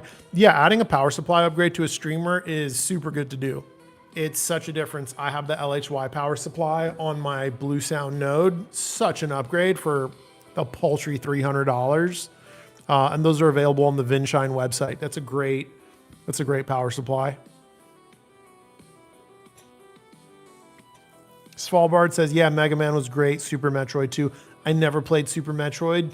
That was a game that I rented, and I didn't have enough time with it. I tried, but that's a game like Metroid was a game like you would have to own to play because there was a lot to that game. I did play Metroid Prime on GameCube later. My girlfriend in high school bought me a GameCube for Christmas, I think, and I got my hands on Metroid Prime. I bought a used copy of the game on eBay. And that was a lot of fun. Trucha says, I'm thinking of trying Deezer after canceling my Koba subscription. Does anyone have an opinion on Deezer? Does it stream CD quality? I don't. I just use Tidal. I'm pretty sure in blind A/B testing, Tidal tends to be the winner. Chad says he likes that direction. Thank you. Thank you. Sam Sulty says, yo, Nemo, love the channel, looking to upgrade. I know you don't know Rotel that well, but I've got the 1592 integrated, looking to go Kinky Monos and Pre to pair with the KEF R3 Meta. SVS Micro and a DMP A8. So what's your question, bro? Right? Are you like asking if I think that's good? Like I like the KEF R3 metas with my Kinky, but like with the Kinky stuff, like it's neutral, analytical, it's fast, it's dynamic. That's the type of sound it is. I think that's also the Rotel sound from what I've seen, but I'm just not sure. Yeah, you know, the hard thing about Kinky Studio is since it's like it's coming from Asia, it's like you gotta just like buy it and hopefully you like it, and if you don't, its price on the used market ain't all that great. So maybe try to get like a used setup is my advice, but I like kinky with Kef. Not with the LS50s, but the R3 metas, yeah. But with, I don't know anything about the DMP A8. I didn't like the DMP A6 though. That was like a DAC that was oddly analytical, but not in a good way. And I would not pair that with Kinky Studio. I would probably only pair that DAC with a warm amp, but I'm sure the DMP A8 is different. The micro is probably holding back your bass a little bit. The Kef R3 Meta's bass quality is a little bit better than the micro, but the micro is going to add bass power, you know. Bone20082 says, I have a basic 140 watt receiver, 2 towers, DIY built from the 70s, so not much of good quality. Where should I start? New receiver, integrated amp, etc., or speakers first? I do love bass and mid-range. I mean, it sounds like you don't like anything you have. It sounds like that. Because you're saying I have a basic 140 watt receiver, so it's like a low end one. You're saying you have old tower speakers from the 70s that aren't good quality. And it sounds like your goal is to just have like a new system, right? I believe the amplifier is the foundation of your system. So maybe decide what you want to do. Do you want to go with a warm amp, or do you want to go with something more neutral or analytical even? And I would start there. It's a frustrating place to start because it doesn't feel like it's as big of an upgrade until you add speakers to it, but I think that's the right place to start. I would always do the best amp I can get and have cheap speakers instead of having a cheap amp and really expensive speakers. A nice high quality amp with cheap shitty speakers will always sound better than a shitty amp paired with really nice speakers. And there are really good inexpensive amps. At $110, the RSL IA 255.1 is great. At $1,000, the Iota VX SA40 is fantastic. At $1,700, the Choco Ime is fantastic. You know, at $2,600, you know, you've got the Pathos Classic 1 Mark III. At $3,000, you've got a ton of options. I mean, you've got the Billy, you know, Mark III Hypex. You've got the Brunoco Terra. You know what I mean? There's just a lot of good stuff, right?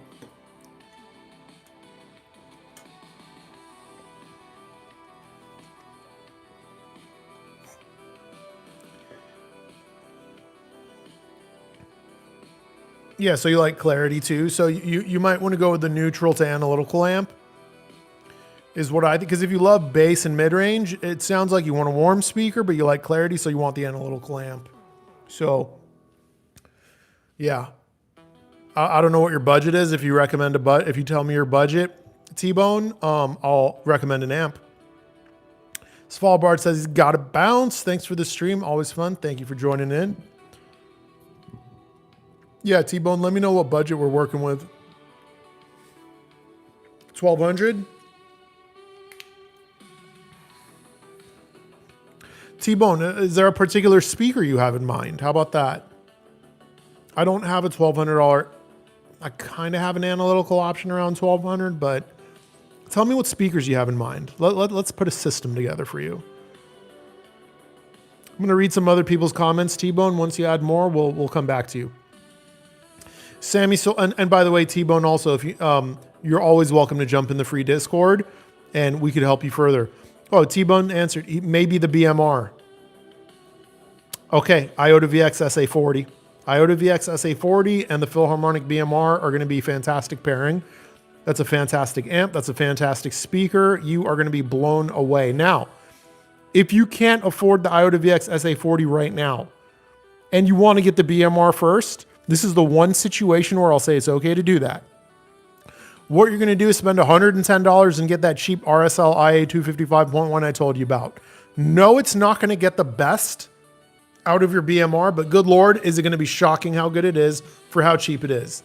And that'll allow you to get your speakers first, which is going to be a lot more fun, I think, for you. Because if you blow the bag on the amp first and then you have to wait like 6 months, a year before you get your speakers, it's going to be hard to feel that sense of enjoyment. So you can get the BMRs first and either use the amp you have again, or here, I'll type it. Hold on.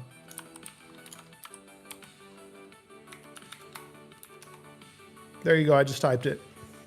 RSL IA 255.1. It's a little Class D shitter. 110 bucks. Sounds phenomenal. You got little tone controls on it too. And tonally, it's like a really, really, really cheap version of the Iota VX SA40. And that'll allow you to have everything at once without blowing the bag too much. And then later, you can get something like the Iota VX SA40 as funds allow. T-Bone says stream too. No. These amps don't have built-in streamers. For a streamer, if you're on a budget, just get like a cheap one right now.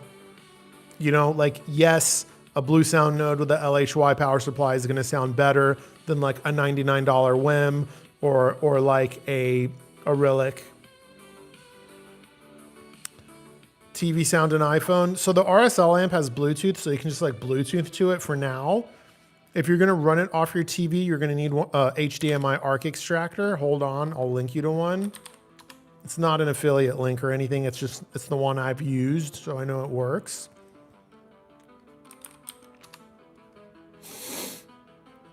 Just give me a second here.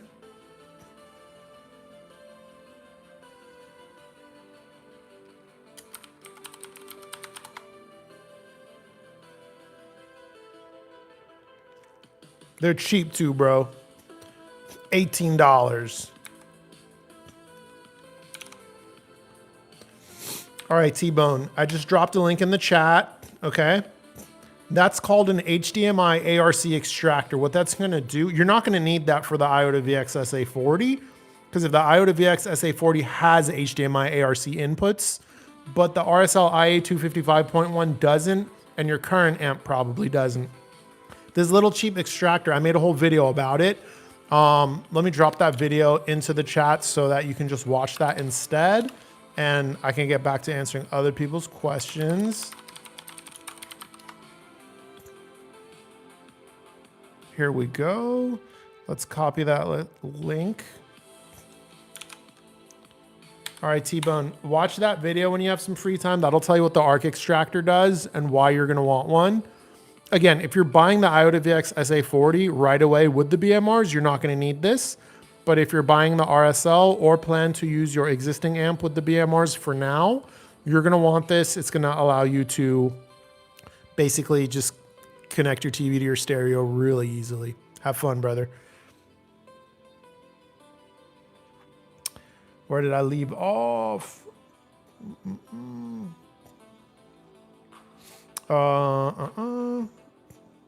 Okay, so Sam Sulte says, yeah, he just wanted to know if it pairs well with the Kefs, just looking for a bit more clarity and separation from my Rotel. The dynamics and powerful sound. Thanks for the response. Yeah, Kinky should do it. And just to be clear, their EX M1 Plus should do it too. You don't need to upgrade to the monos unless you want the monos. My understanding is the EX M1 Plus is like 90% as good as the monos and half the price. So just throwing that out there. I've never reviewed it, but yeah.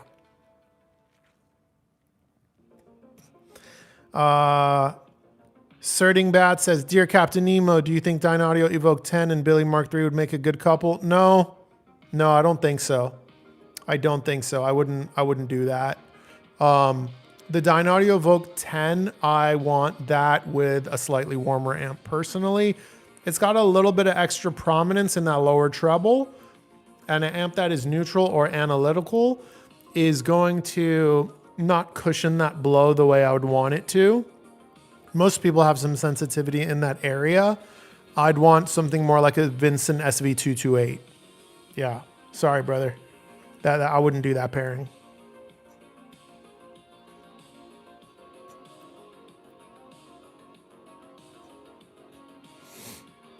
Peter, is my first time saying convert HD TV compatible audio adapter DAC ARC. Oh, you put the title of it for him. Young old dude, I am struggling to find a portable Bluetooth speaker under $200 that is actually listenable, enjoyable. Any experience with Bluetooth speakers? If so, any recommendations? Actually, yeah. I tried a bunch of Bluetooth speakers because I sometimes use them. And this is what I found. UE, which used to be Ultimate Ears, makes some pretty good ones. And then believe it or not, Bose. Straight up, Bose makes a really good one. They're like $200-ish. And what I would recommend, buy it off of Amazon so you could send it back if you don't like it. Bose is a big company. It's not going to hurt them. The UE stuff is pretty good. A lot of bass though, which I don't love because sometimes I'm trying to listen to like an audiobook and the voice comes across so heavy, right? But UE for like fun, Bose for like more just like really, really great balanced audio. I'm blown away by how good the Bose stuff is. And then there's also Sonos. The Sonos Bluetooth speakers are pretty good too.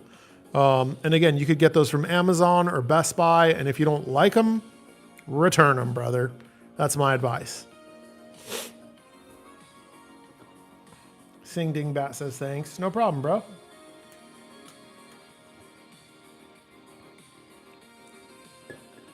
We're getting close to the 2-hour mark. This tends to be where stuff slows down. We'll see what happens. I got another 30 minutes in me if you guys do. If not, no problem. No problem at all. We do this for fun. We don't have to hit any kind of time limit.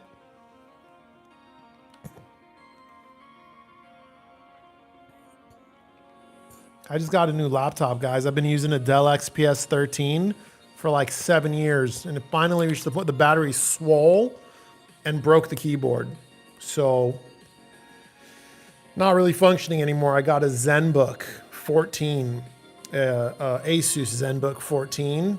And guys, look what my cheap ass did. I got it off of Facebook Marketplace for $500. I made sure to find one that was spec'd out good, OLED screen and shit like that. But I think I'm done buying like new $2,000 laptops.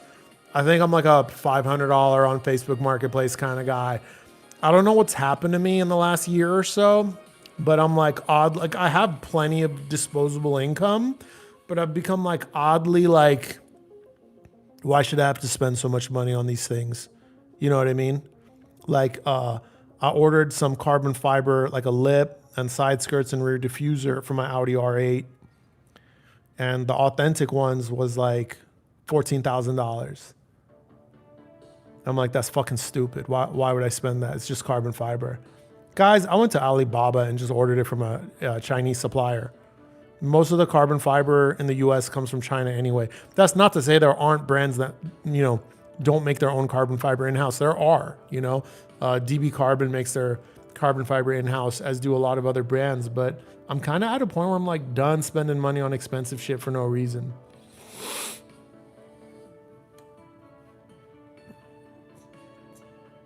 All right, if you got a question, ask it, guys. I'm gonna let it go for like a minute or two. We'll see what happens. If more questions drop in, I'll keep answering them.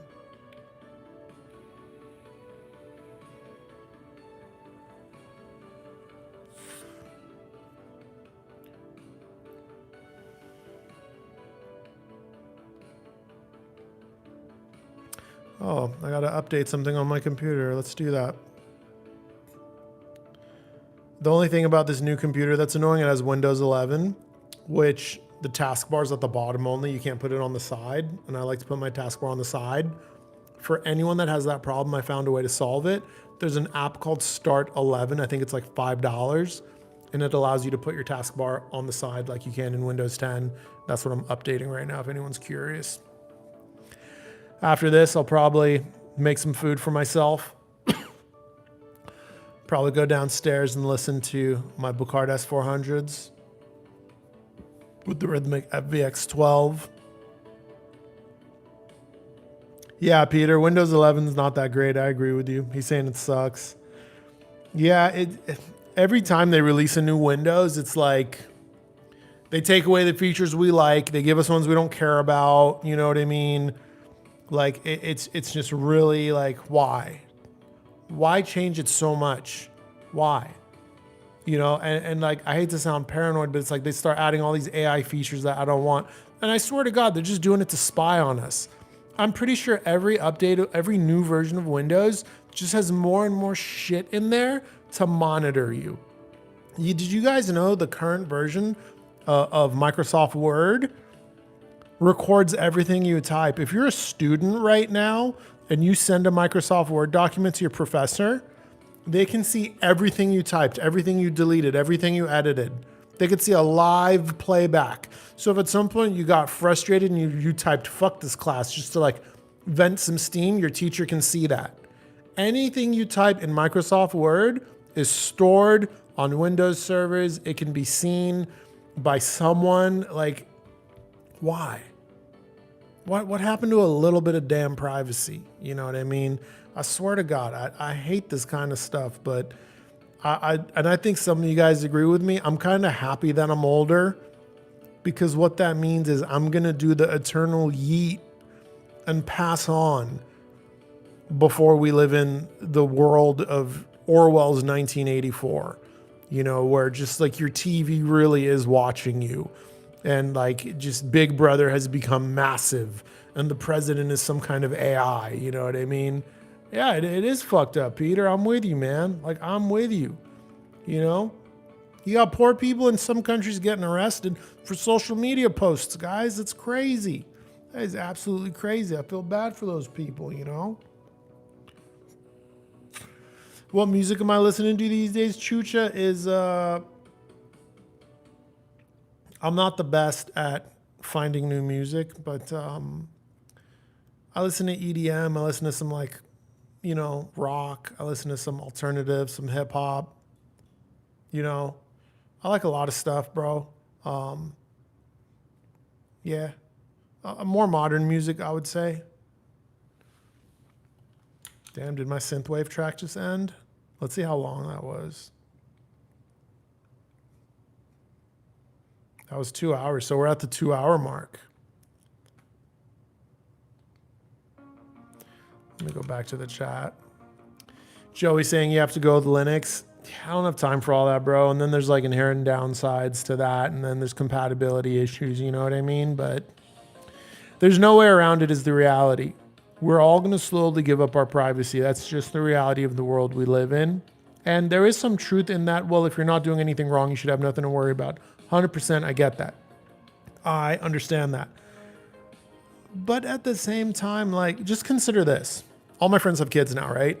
And man, is it difficult for them. It is so difficult. And part of the reason it's so difficult is when I was a kid in the summertime, my mom got an 8-hour break from me every day because I would just go outside and play. Kids aren't doing that anymore. They can't. The world's not the safest place anymore. So being a parent is truly a full-time job now. All right, someone's got an audio question, so I can get back on topic. Arthax83, hey, thanks to you. I bought the Arendelle 1961 1S for my 430 square foot living room.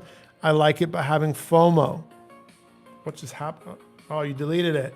You deleted it. You retracted your comment. You're just probably going to retype it. We got to wait for him to retype it now. So back to my tangent. Being a parent now is a full-time job. There's no sending your kids outside to play with other kids for 8-12 hours a day in the summertime or when they get home from school. You know, everyone's worried about some weirdo that, you know, saw your kids on social media or something. Dude, even at the mall where I live, they caught this dude taking pictures. You know what I mean? That's crazy. That's crazy. Exactly what you think I'm saying is what I'm saying. Yeah, he was one of those guys. I don't want to say it because, you know, YouTube doesn't like this topic a lot, but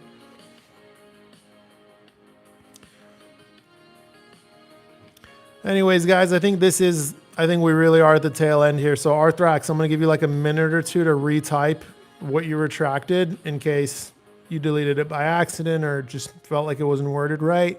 And then we'll probably wrap it up if no other questions come in.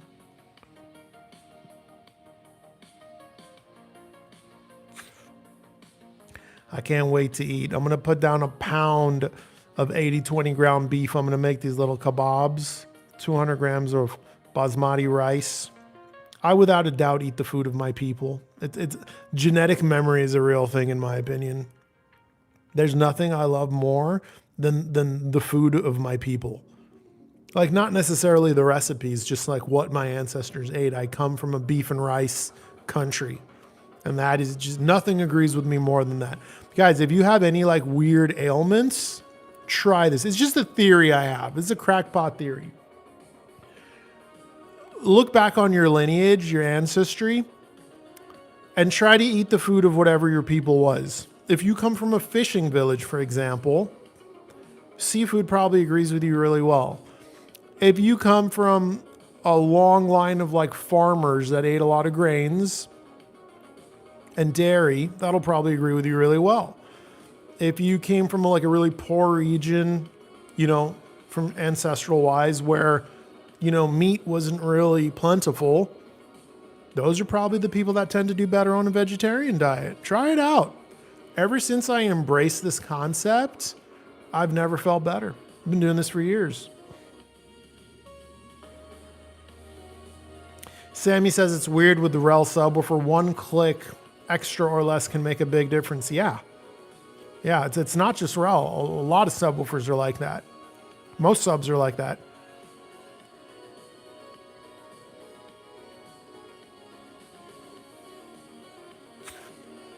Peter is saying, or say goodbye to the USA.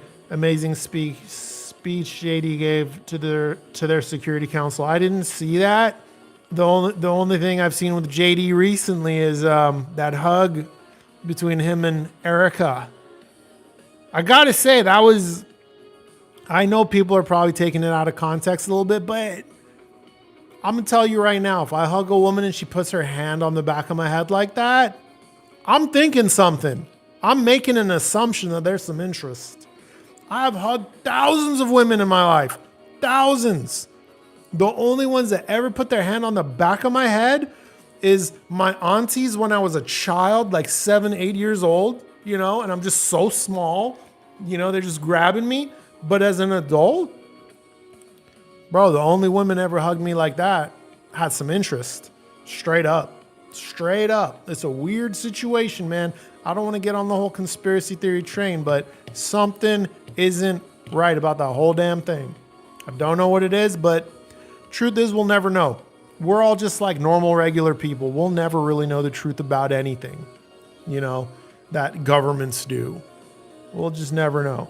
All right, Arthax, it doesn't look like you're going to answer that question or clarify your question. Maybe you had to go. I don't know. Maybe he's not in here anymore.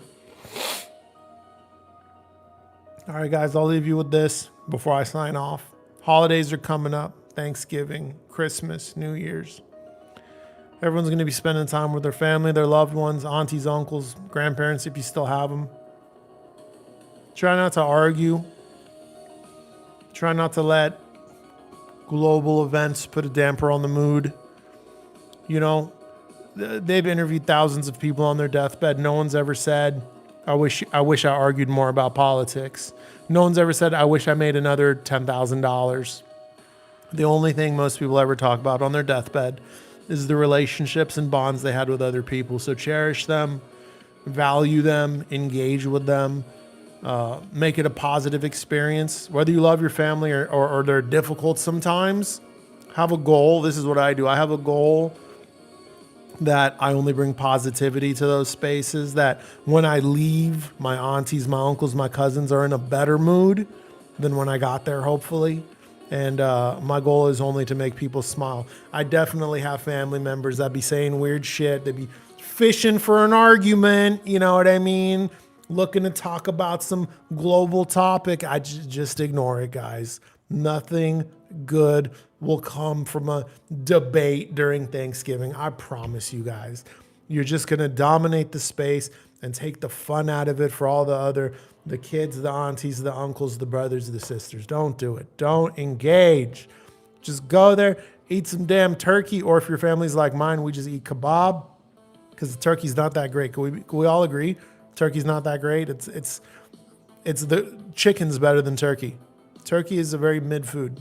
Anyways, guys, I appreciate everyone for tuning in. I appreciate everyone for engaging.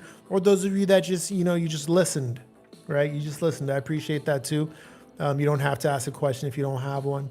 I hope everyone has an amazing Thanksgiving. We will do another stream in December. I try to do these once a month, We'll do that subwoofer series, but that's everything I got, guys. So enjoy the rest of your Sunday. Thank you for tuning in. You know what I'm saying? I can never